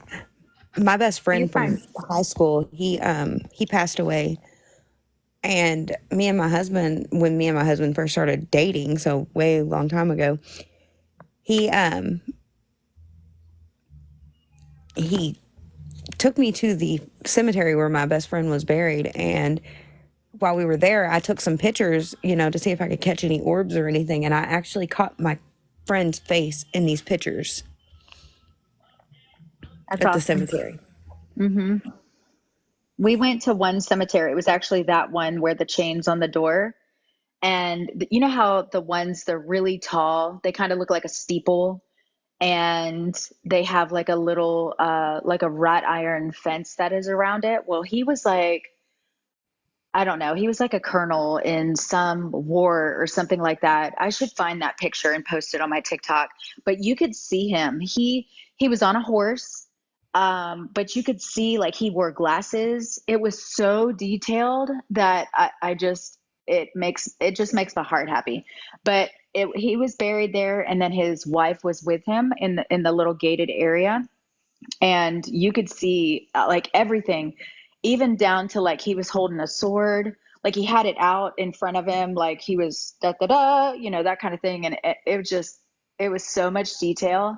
And then there was that same cemetery had like a little baby that must have died. And we had gone back to that cemetery several times because it was the most active, but the baby would always come forward too. But it was cool. Yeah, naturally, uh, yeah, it was wild. But I'll see if I can find the video and stick it up on my TikTok. But you can see it. He had glasses on. Um, he had like just a mustache, like a what is it called, like a handlebar mustache. You know, the ones that like do the little twisties on the side. Um, and you could see like just so detailed. It was wild. But yeah, I love it.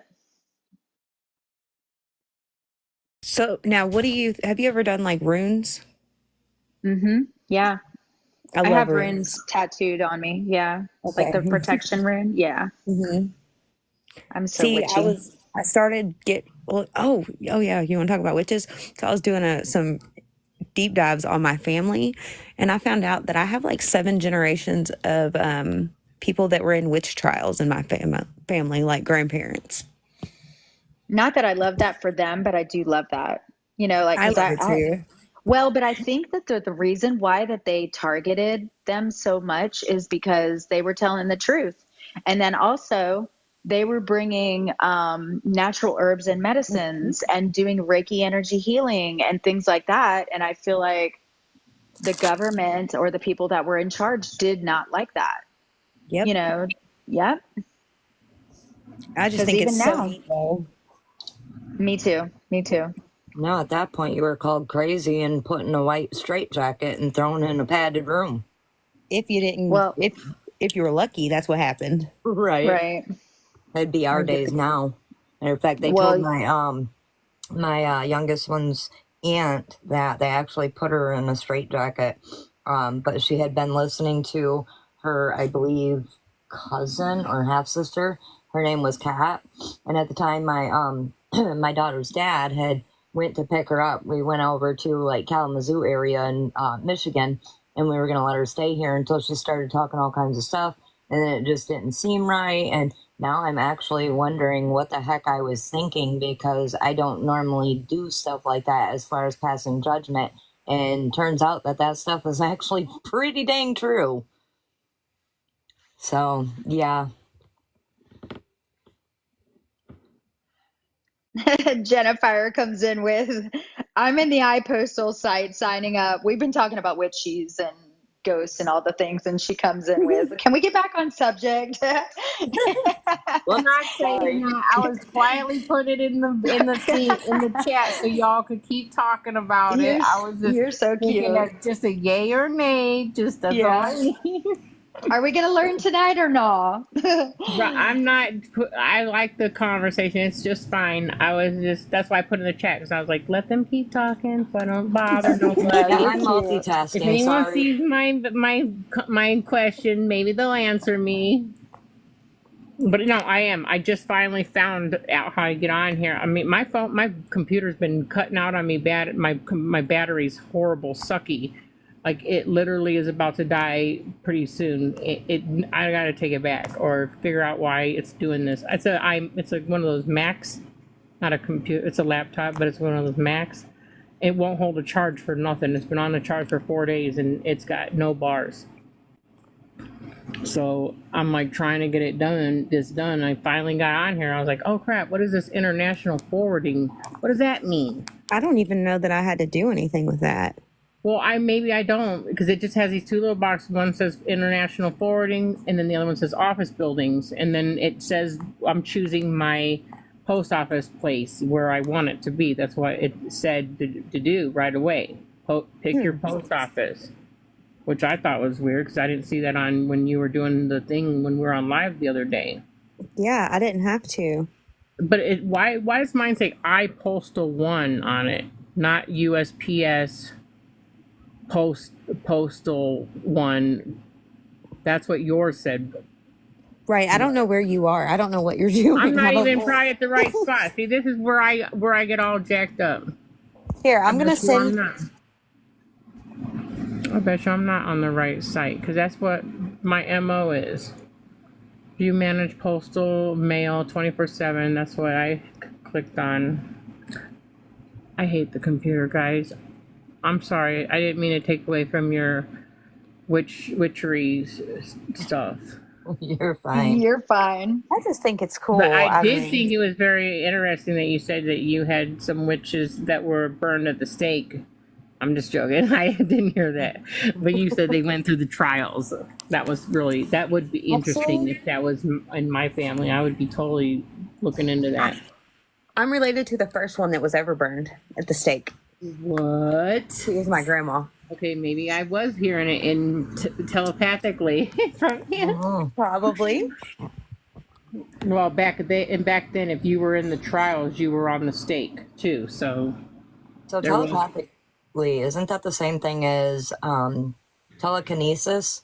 No, kind of, but no. Has anybody heard of telekinesis? Telekinesis is moving stuff with your brain. Yes, I can do that. Just moving objects with your brain.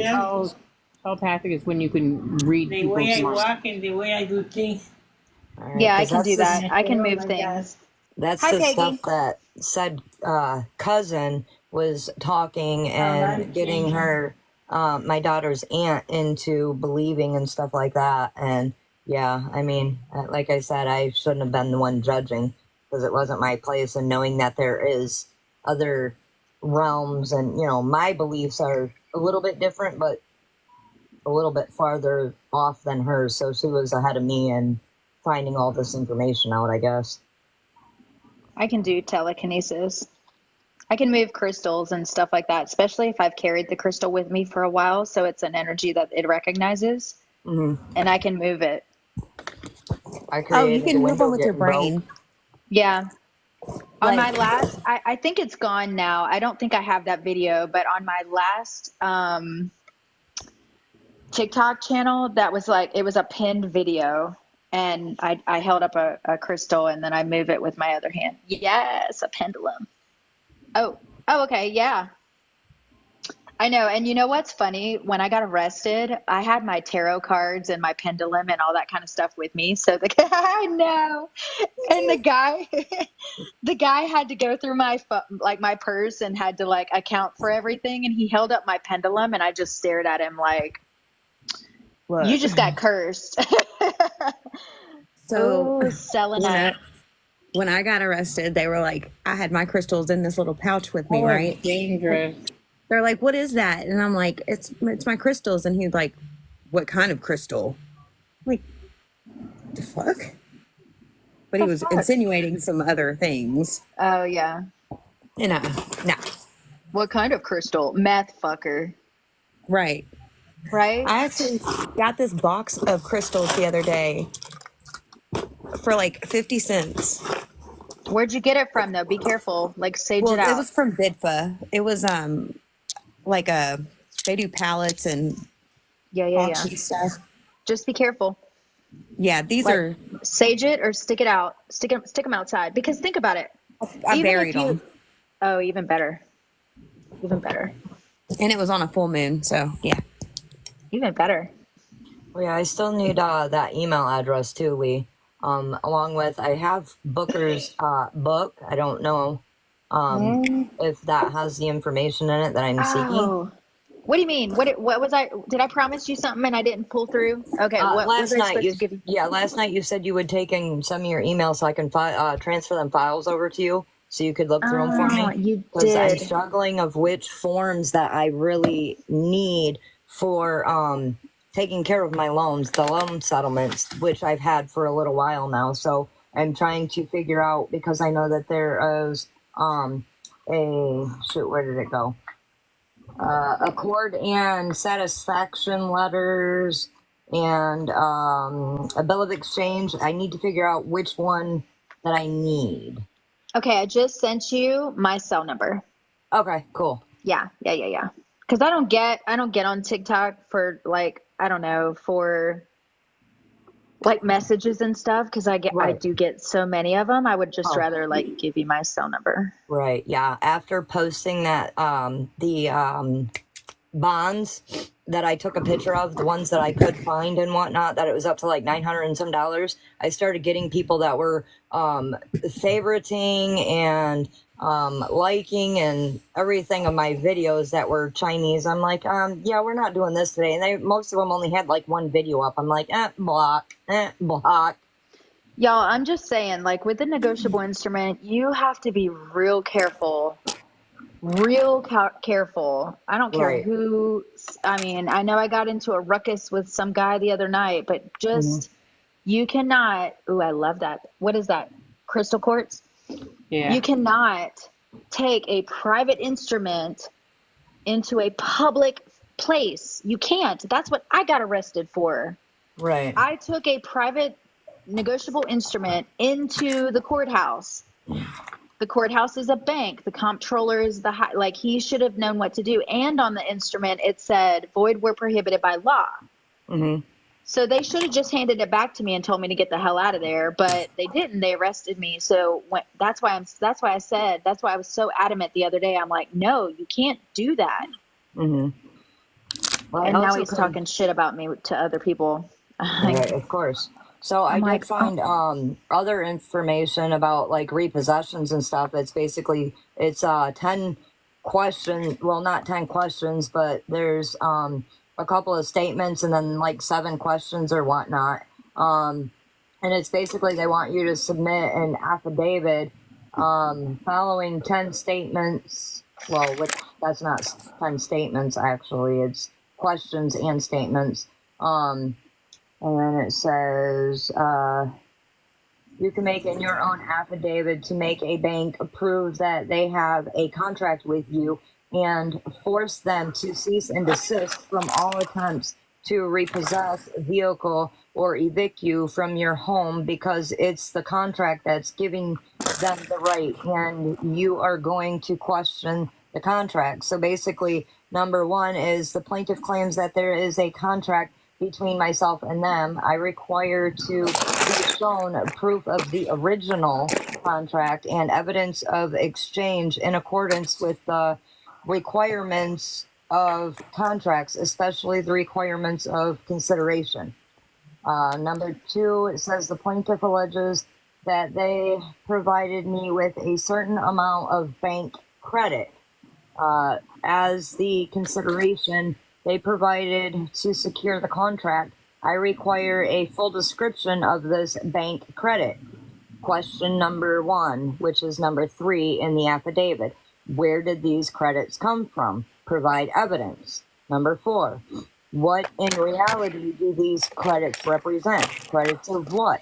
A measurement of gold and amount of silver provided evidence? 5, did the plaintiff possess the asset represented by these credits prior to the alleged exchange? Provide evidence. where the assets, number 6, were the assets represented by these credits acquired by lawful means? Provide evidence. 7, if the plaintiff cannot provide sufficient lawful answers to these questions pertaining to these bank credits, how is there any proof of consideration made by the plaintiff? Provide reasoning that is faithful to all men and women's rights of equality and equal protection under the law without any special privileges. Number 8, if there is no proof of consideration, how is there any proof of exchange between myself and the plaintiff? 9, if there is no proof of exchange, how is there a contract between myself and the plaintiff? 10, if there's no proof of a contract, doesn't it follow that any claims or entitlements granted by this non-existence and illegitimate contract and should be dismissed by law? And I would say, and if so, please instruct me what type of payment, of lawful payment, that you would like me to pay for this alleged debt. What type of payment? Because they're going to, only lawful is gold and silver. Right. So when they come back and say fiat, wrong answer. I like Okay, that one. so That's tiger's eye. So please provide me with, Yeah, please provide me with, what did I say? I missed it. I know, and I said it just rolled right out of me. Hold on. Lawful currency. Yeah, please provide me what type of lawful currency that you would like me to pay this alleged debt, because it's an alleged debt. Yes. So what type of lawful currency would you recommend me paying this alleged debt, sir? Tread lightly. Rude. Type of currency you can recommend. I think I'm gonna dive into the word, like what gives coins value. I mean, obviously the silver coins, they're valued based off of the silver, but like I feel like there's something bigger there that I'm missing. I think we give it value. It's like Well, when we you do. sell those coins you're talking about, all those coins that are worth $500 or whatever. They're actually only worth what someone's going to pay for them. Well, true. So Look on eBay. We make the coins and currency worth what it is, even though it's stated it's 10 cents, 20 cents. But you got a penny that's worth millions out there right now. A penny. Pennies. And Most there's pennies are people at least willing like to 2 pay cents. for that. Yeah, What's it's some that? type of wheat penny. For It's the a rarity. steel penny. There's a steel steel? penny that is out there that is worth $1 million right now. Huh. Damn. One penny worth $1 million to the person who's willing to pay $1 million for it. Me, Yeah. it's a penny. Do You they know? accept a promissory note? Right? Will they accept my negotiable instrument? Yes or no? Right. Who was that? Jennifer that was doing those questions that you were just helping out with? Was that Jennifer that was doing that, or who was Yeah. doing that? Yeah. Are you going for a mortgage? Y'all know Or- what? There's no way I did this wrong. Thinking about it. Okay, so I tried to do the authentication of my birth certificate, and I'm sitting here looking, and no, I filled out the exact freaking paperwork that had the exact address. They sent it back to me and told me that I didn't send it to the right place or something, but like literally on the application, it has it on there. Just take it to, if you're close to your state's capital. I'm not. Okay. So what if you can't read your birth certificate anymore, and it's like looks like it's been through like What are we 18 doing? fires? I went down and got a new one. Is Get that what another you one. do? Because I got an original, and I hate to give my original up or not have it because it's original, but I cannot read anything on it barely.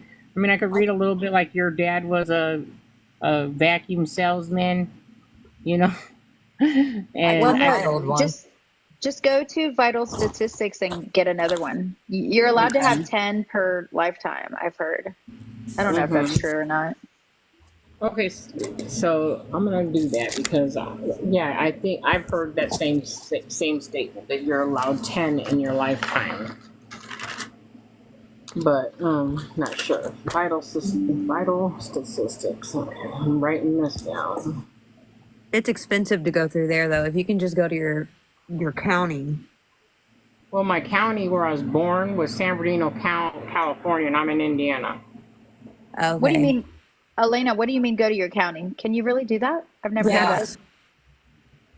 So Michigan, their records division is our county building, our county clerks, which is normally inside the courthouses, depending on what city you're in. So like Bay City, their county building is separate from their courthouse. Tuscola County, their birth certificate records or death certificates and things like that of that nature are inside their courthouse. Yeah, and look, Anyone still- get that certificate? Like if my mom passed, she did. Can I just go get one of her a death certificate on her? you have to order Yeah. it, Yep. and then you can cash it in. Yeah, I'm looking to do all that. And can you do that with all of your family members? Yes. Yes. So round up them dead people. Yeah, them dead people. We All know the a lot of people. them in my family. There's a lot of them. I don't have a lot of death in my family, which I think is, I don't know. I didn't, I don't and then have- all of I a don't sudden, have in 3 a weeks, I immediate- lost 3 grandmas. Yeah, I have a grandmother, an uncle, 2 uncles, and my mother. But I'm talking about like all of my genealogy peoples, like down the line, they're all not Yes. around anymore. So I got a list of like 30 of them. Yeah, My and you can find, grandma died. there's a lady, oh my gosh, what is it? J and A. Yeah, Y'all help me in the talked to her. comments. J and yeah, she'll actually DNA help you. research. Yeah, that's her Uh-huh. name. DNA research. She said she would help me out. I just got to get a hold of her one of these days. Yeah. Right now, I'm dealing with my mortgage thing. That's why I was asking who was doing that questionnaire thing. 'Cause it sounds like they're doing a mortgage thing too. Yeah, But- your questionnaire sounds good. That's like discoveries. Yeah, I want a copy of that. I was just gonna say the same thing. I need a copy of that, but I did see someone that recently posted a video that had almost all those questions on there. You can I thought I saw post a a copy of YouTube that video. in my Telegram. Your what? My Telegram. I was saying if she wanted to, she could post a copy of it in there. That would be nice if she's willing to share with the class.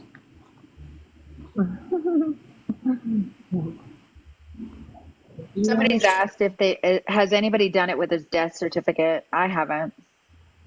I'm still No. working on my birth certificate. I sent one of my birth certificates into Janet Yellen, which honestly I don't even think she's still with us. I think she ended up at Gitmo and then pew-pewed.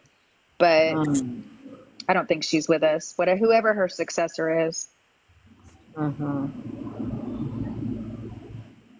Did you say you were gonna send something to me, Starseed, about that postal thing, or did we I get? put it in the comments. I can put it.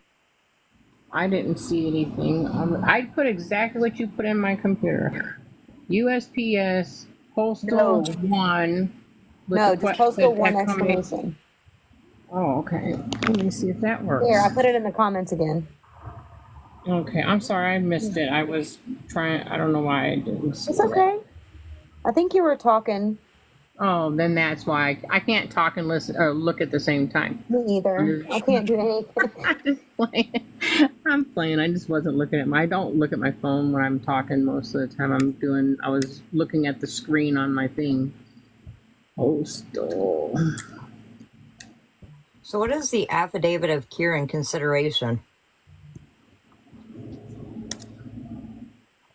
Well, there has to be a consideration because it's contract law. So when you go in to make a contract, like, okay, so let's say you realize, say you're with Verizon and you realize that Verizon's contract Screwing is everybody. super deceptive.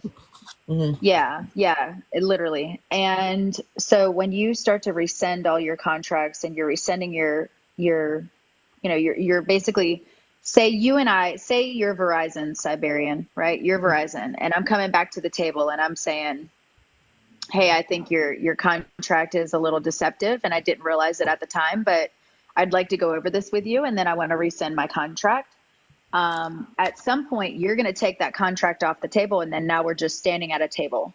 So I need to come back with my private consideration, like my contract of how I want to do business, since I'm the original creditor. And so I would now lay my contract on the table between us, right? So that's the consideration of it. And then the affidavit is truth. So you're saying that this is true.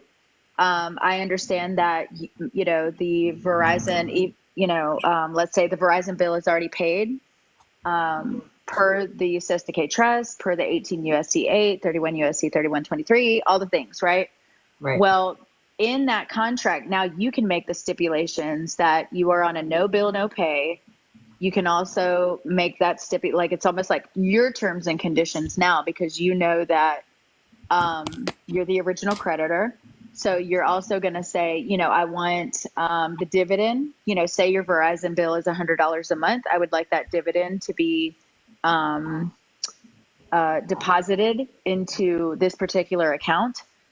You make your stipulations, and every time a new iPhone comes out, I want one mailed to this address, this PO box. And I will mail back my old one, kind of a thing, like, because you have to give consideration on both sides. I'm allowed to add, 2 lines. Maybe you're only using 1 line, but that's the consideration. You're just kind of putting it all out there. Like, maybe I only have 1 line right now, but just in case, I can have 2 other lines. You may not use it, but you just want to go ahead and throw that into the consideration. So just remember, when you're resending your contract and everything and your signature and all the stuff, it takes everything off the table. And that's why they're closing a lot of y'all's accounts. Okay. Yeah, because like I said, I'm still trying to figure out what letter to send to these people that have my hold the lien on my vehicles, and what letter to attach the repossession affidavit that I just read off. So I don't know if that's I would also have your like terms and conditions, your new contract sitting there. Oh, and then that would be the thing that we just went over, the cure. Yes. Okay. Yeah, because they have 3 times to cure it. Okay, so it would be, what would the first one? Okay, so let me form these letters. Let me take notes of the letters that I would need, which would be a bill of exchange. Or is it too late in the game for that? I mean, I don't know. I feel like you need to have your bank, your private bank set up before you start to do that kind of stuff. Okay. If That's you what I was wondering. Well, if you contact the CFO, the indentured trustee, just remember you're doing everything on the public side.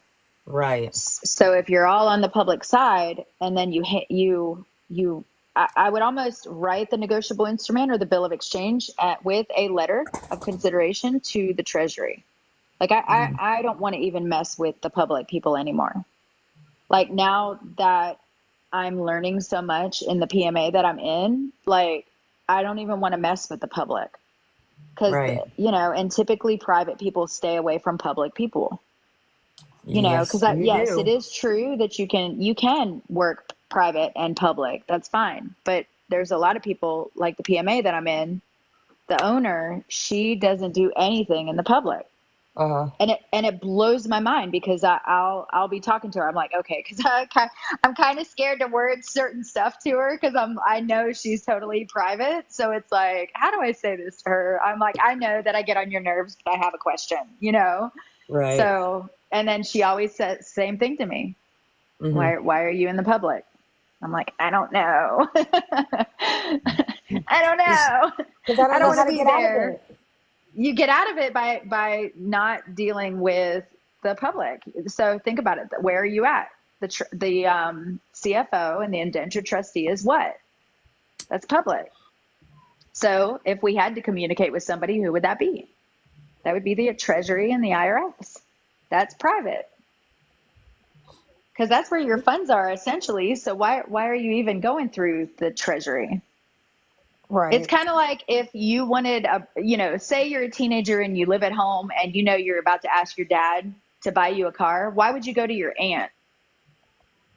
You would go straight to your dad. Right. Right. And then you're gonna have to come up with a grand ass story as to why you want a car. you know? Like, hey Yeah. dad, so I've been thinking this is what I want. And I feel like if I get that, then, then maybe I can get a job and I'll help pay for gas and maybe half of the insurance, right? So you have to go to dad, not your aunt.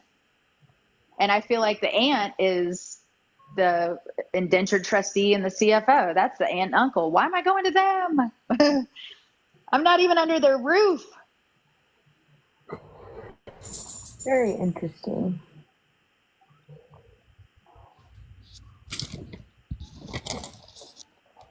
Yeah, I don't want to deal with the public anymore either. I'm done. I'm so done. I keep getting arrested. Damn it. And you just don't seem like the type to get arrested. Oh, I know. When I told First my time friend I I had went to jail, I cried in the drunk tank and was like, I don't belong here. I'm a princess. right? I did. No, I straight up did.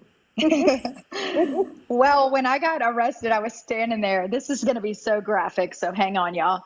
But I was standing there, and the girl in front of me, she went into the bathroom, and the lady, the guard or whoever the hell she was, she went in there with her. And I was like, oh, shit, and I'm like, this is the spread the butt cheeks part, I'm like, oh, shit, because I've never been in there. So I'm just going off of movies, right? So, and then I heard the girl, she coughed twice. And I was like, oh, holy God, like, I'm going to be so humiliated. Like, nobody needs to see that at all, So when I tried not to even make contact with her because I didn't want her to call my name or say, like, you're next or anything like that. So I just stood there like, no eye contact. Don't make it. Don't call my name. And she came out with the girl or whatever, and then she just walked right past me, and I was like, there is a God. Nobody needs to see the brown eye. Nobody needs to see that. So I was mortified because I was totally waiting for that to happen, but God was with me that day. Oh, goodness. Kiki's in here. Yes, it was horrible. My little starfish was going to be all exposed. That's horrible. Yeah, they shouldn't be able to. I actually got illegally searched one time, like invasively searched.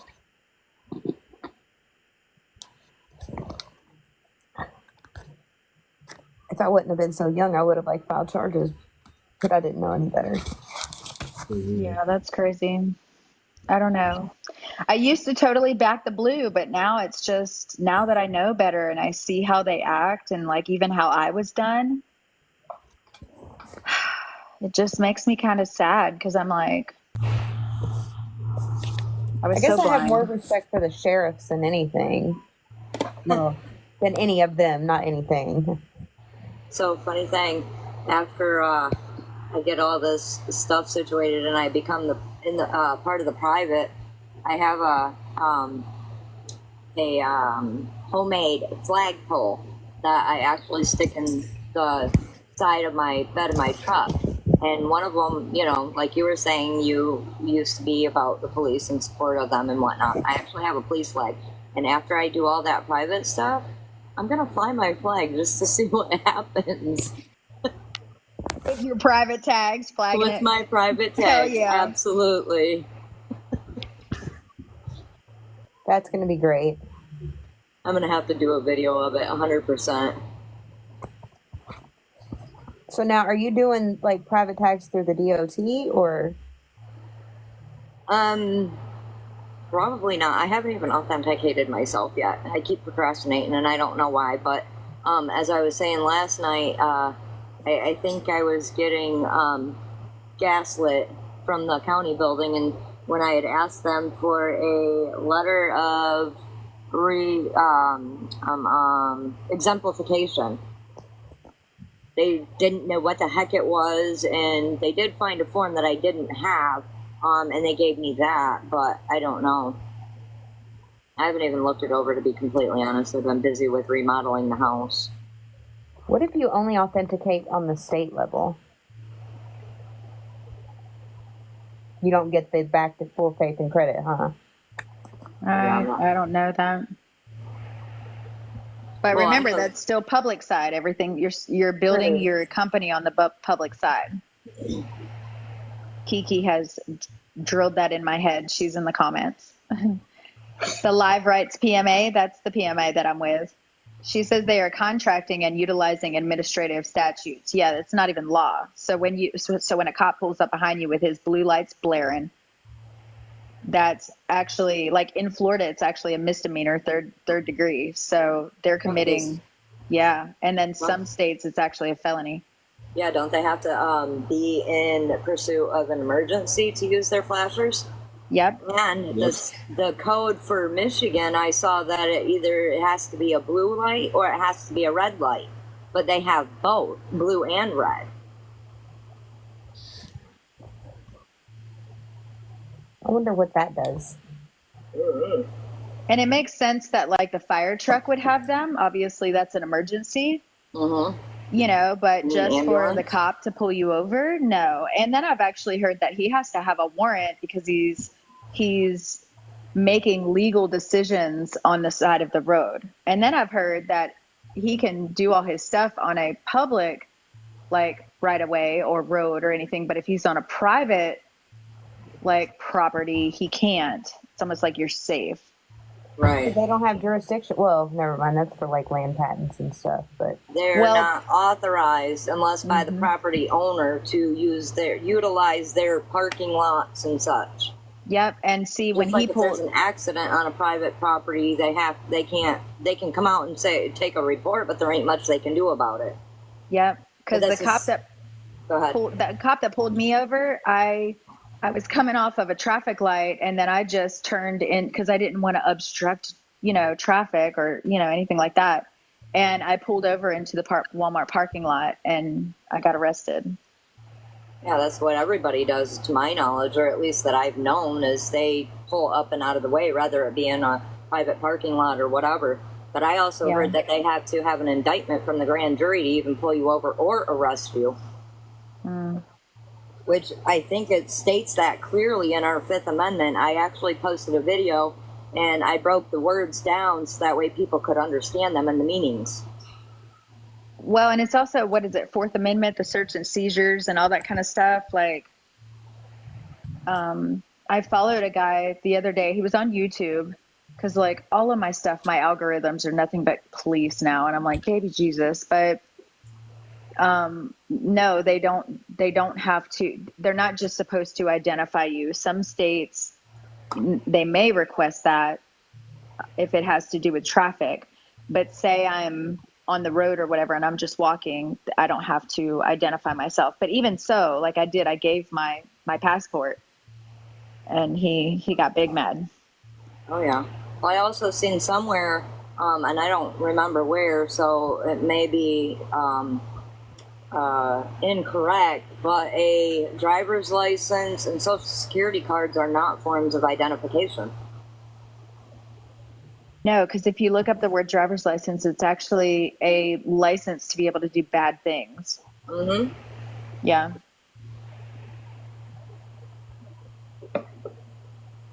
anytime you're licensed in anything, it's not lawful. Well, I tried to tell the officer that. I know we're not supposed to be educating on the side of the road, but I was really trying to get myself out of those handcuffs. I was Right. like, sir, I have a right to travel. Sir, you are stealing trust property because they took my car. Mhm. You know, I'm like, you're really violating trust property right now. They get big mad at me when they arrest me and put me in cuffs because I don't ever stay in the cuffs. They can cuff me behind my back and they end up in front of me, and I slip out of them because my wrists are so small. I have a bracelet that is a handcuff key. I would never do that because my husband's got an escape charge, so. And I know that just got him years. Mm. It didn't help nothing. The cop that arrested me, he put the cuffs on, and then he asked me to go stand next to his little cruiser, his little boat. And so I did or whatever. And then he came back to me and he like tightened them. Like now they're cutting into me at this point, and I'm like, you're a dick, bro. He looked like Sheldon off of Big Bang Theory.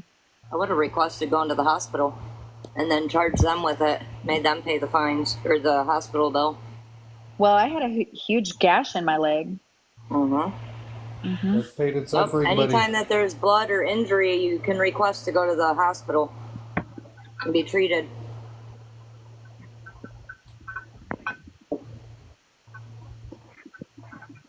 And then that would take up all your time.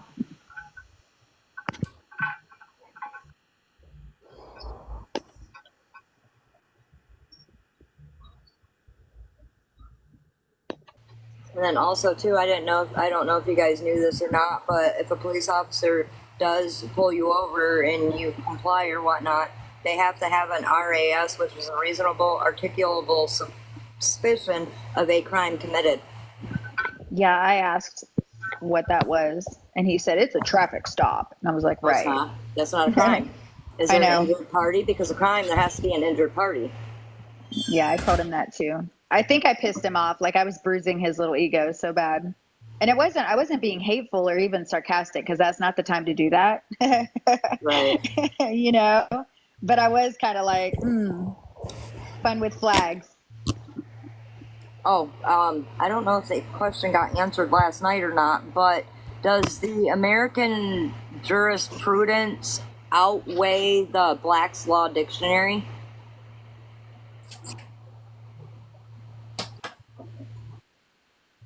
It's American jurisprudence. Hold on, let me find it real quick. American Jurisprudence, Legal Forms 2D, Westlaw. I feel like Derek Gonzalez would know that. I love to listen to him. He's so badass. He just rattles it right off of his face. What was this? This was from backdated to. They got a newer one from 2021. But this is law books, is what it's pertaining to. That's why I was asking. Holy crap. Siberian's Soul's Realm said Black's Law should be the definition for the to go. Okay. For So to then go. I'm assuming that the American jurisprudence is laws. Yes. Okay.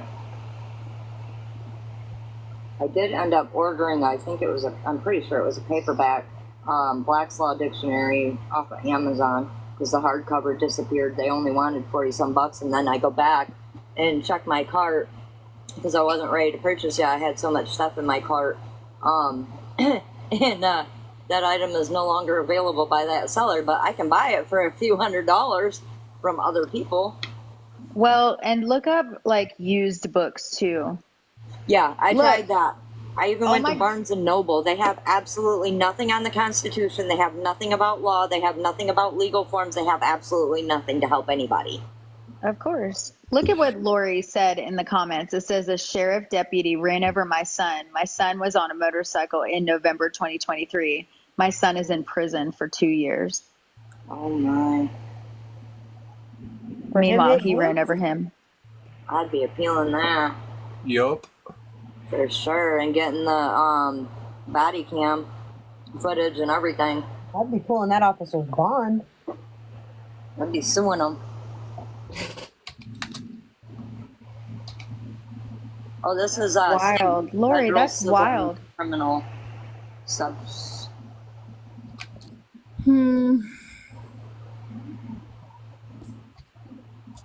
Broke his jaw and his ribs. Holy hell. They're horrible. Like I said, they're all down my timeline, and I really have to get them off my timeline because it's putting a lot of fear into my little heart. And and 5 deputies jumped him after that. Oh my gosh.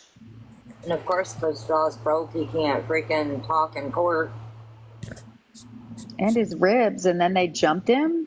Like, bro, I have broken bones. The ribs are painful as hell, but trying to talk when your jaw's broke, they probably had it wired. There wasn't no way he was going to talk. My husband almost was unalived the last time he was in there because he has seizures really bad, and he told them this going in. They refused to give him medication for almost 3 weeks. He had over an hour seizure, and they were just leaving him there. And then Epilepsy? somebody jumped him. Huh? Is it epilepsy? No, we actually don't know what it is. He had never had a seizure until about 1.5 years ago, and then he started having them like daily. Wow. You Yeah, could my get him daughter. for negligence. Yeah. I can't get anybody to take the case.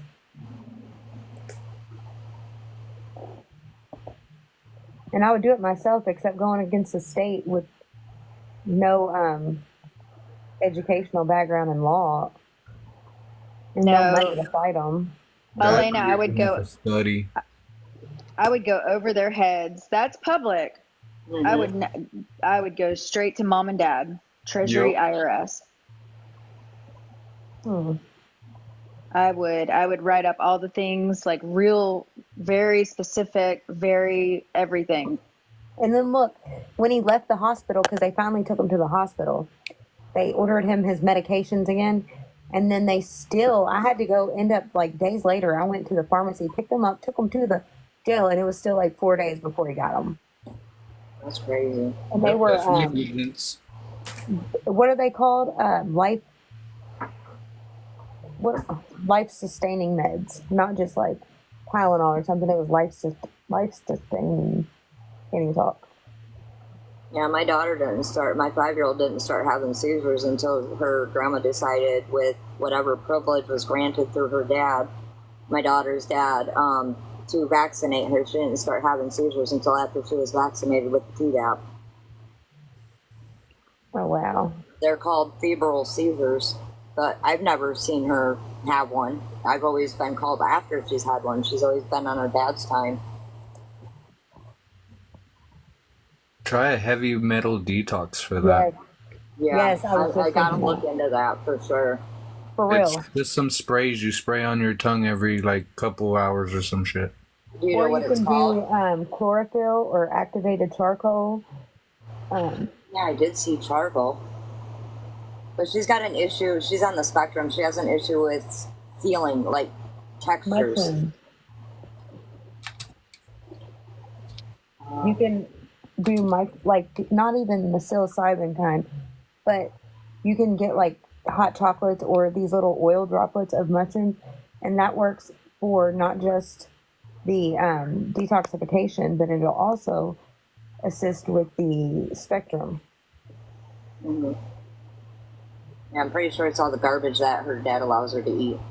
And I've been Yeah. trying to tell him for years. And before I first got pregnant, I was into the health and stuff like that, going through researching natural remedies and herbs and essential oils and all that. And I made him very, very, very aware, and I made it very clear that she was not to be vaccinated.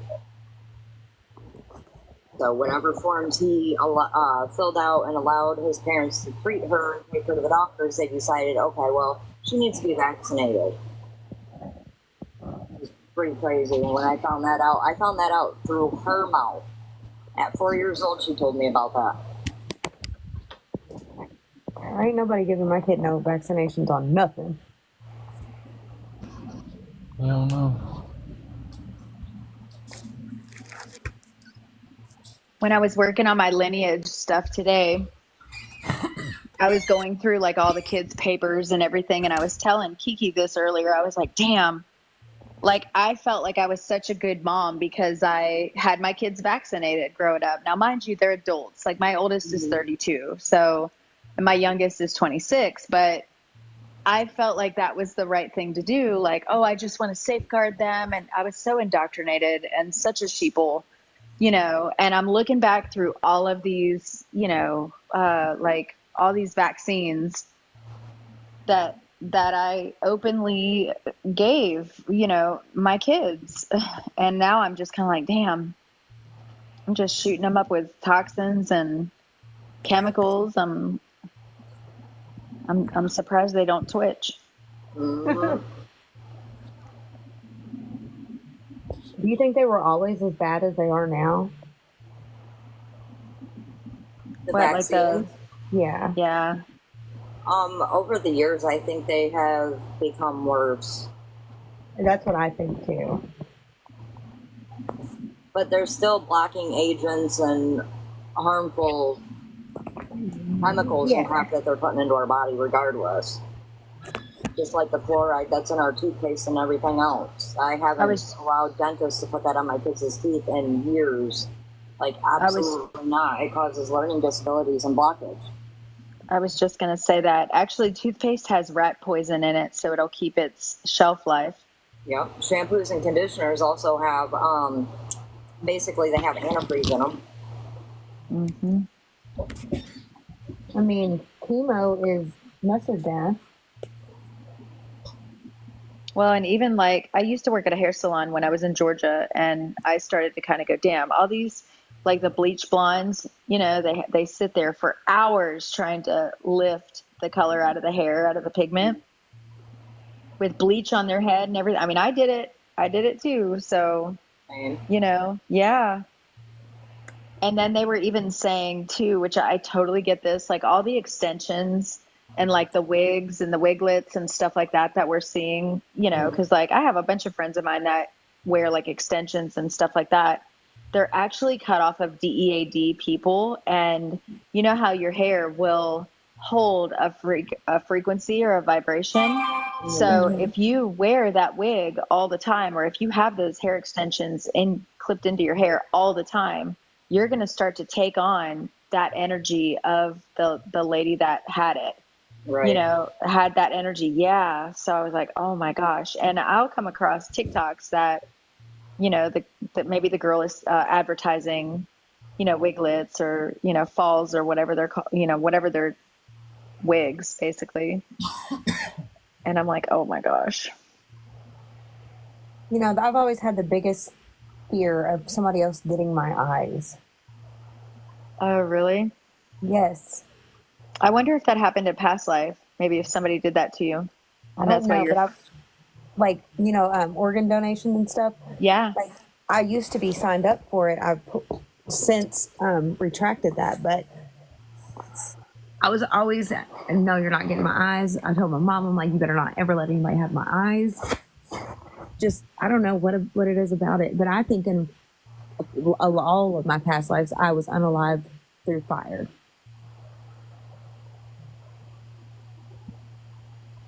I've always been scared of heights.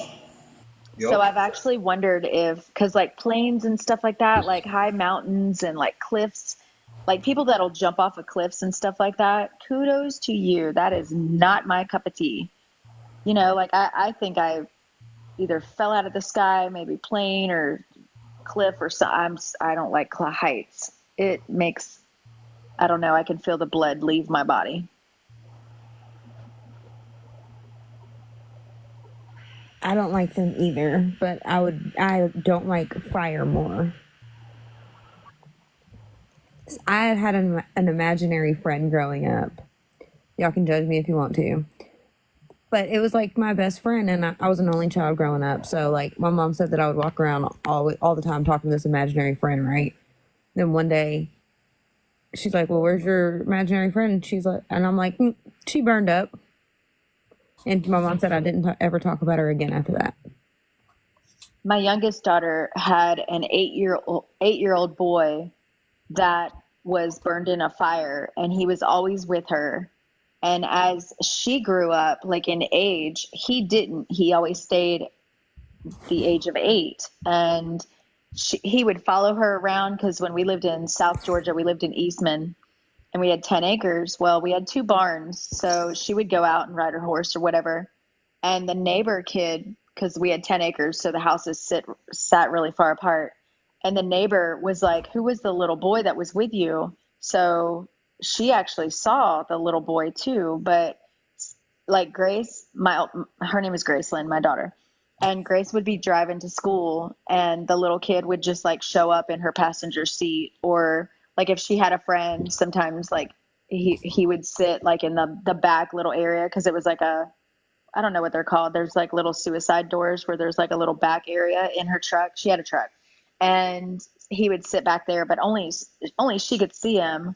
But he followed her around forever. I don't know if he's like still with her. She's already graduated college and moved on and that kind of thing, but I don't know. He always stayed at the age of 8.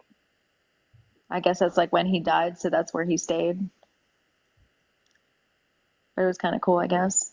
At first he scared her because she was like, "Who the hell is this kid?" But over time I'm like, he knows that you can see him. He knows that you can hear him, so he just, maybe you're very comfortable. Your energy is very safe to him, because he's a kid. So, yeah.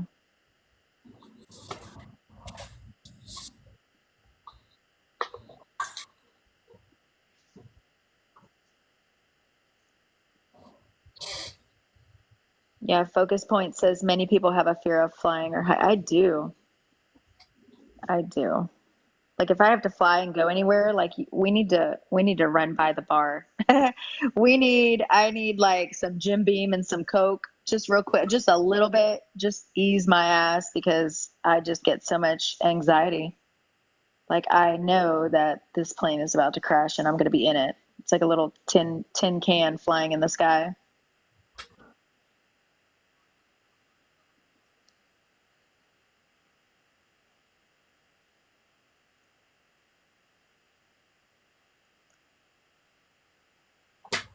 Yeah, I don't know.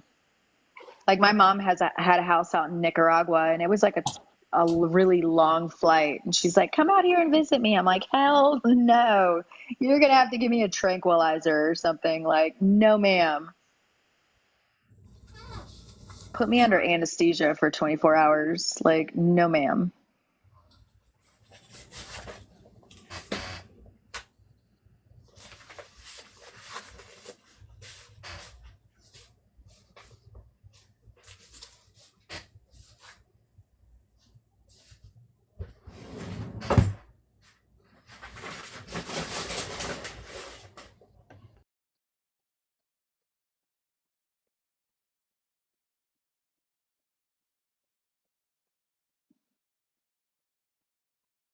See, well, Focal Point is a pilot, so said I'm a pilot. It's how I keep my sanity off the ground. Yeah. I mean, what do you do with people like me? Give me an extra pack of pretzels or something? Like, bitch, stop crying. I can't. Give me some alcohol, something. Sailplane. Ativan? Okay. I don't take pills and stuff like that, so I don't even know what that is. Is that like for ADHD or something?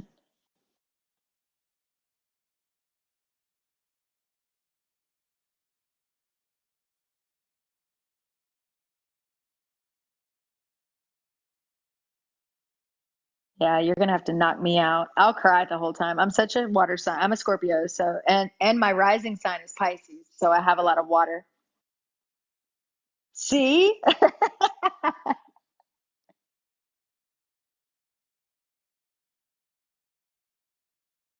And even with that, like we were talking about the calendar earlier, Scorpios are not water. Like our all of our signs are off. All of our zodiac is not. It shouldn't be 10.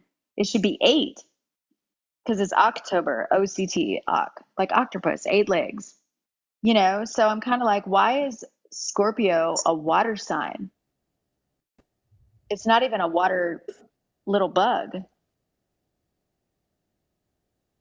You know, like, why is that? I can see where Pisces is because it's the two like little fishums.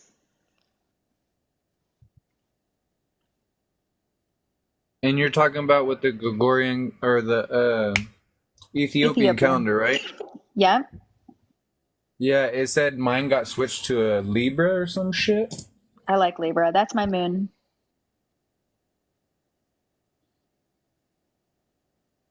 Are you? See, and I fall on the cusp. So my sun sign is Scorpio, but I fall on the cusp. So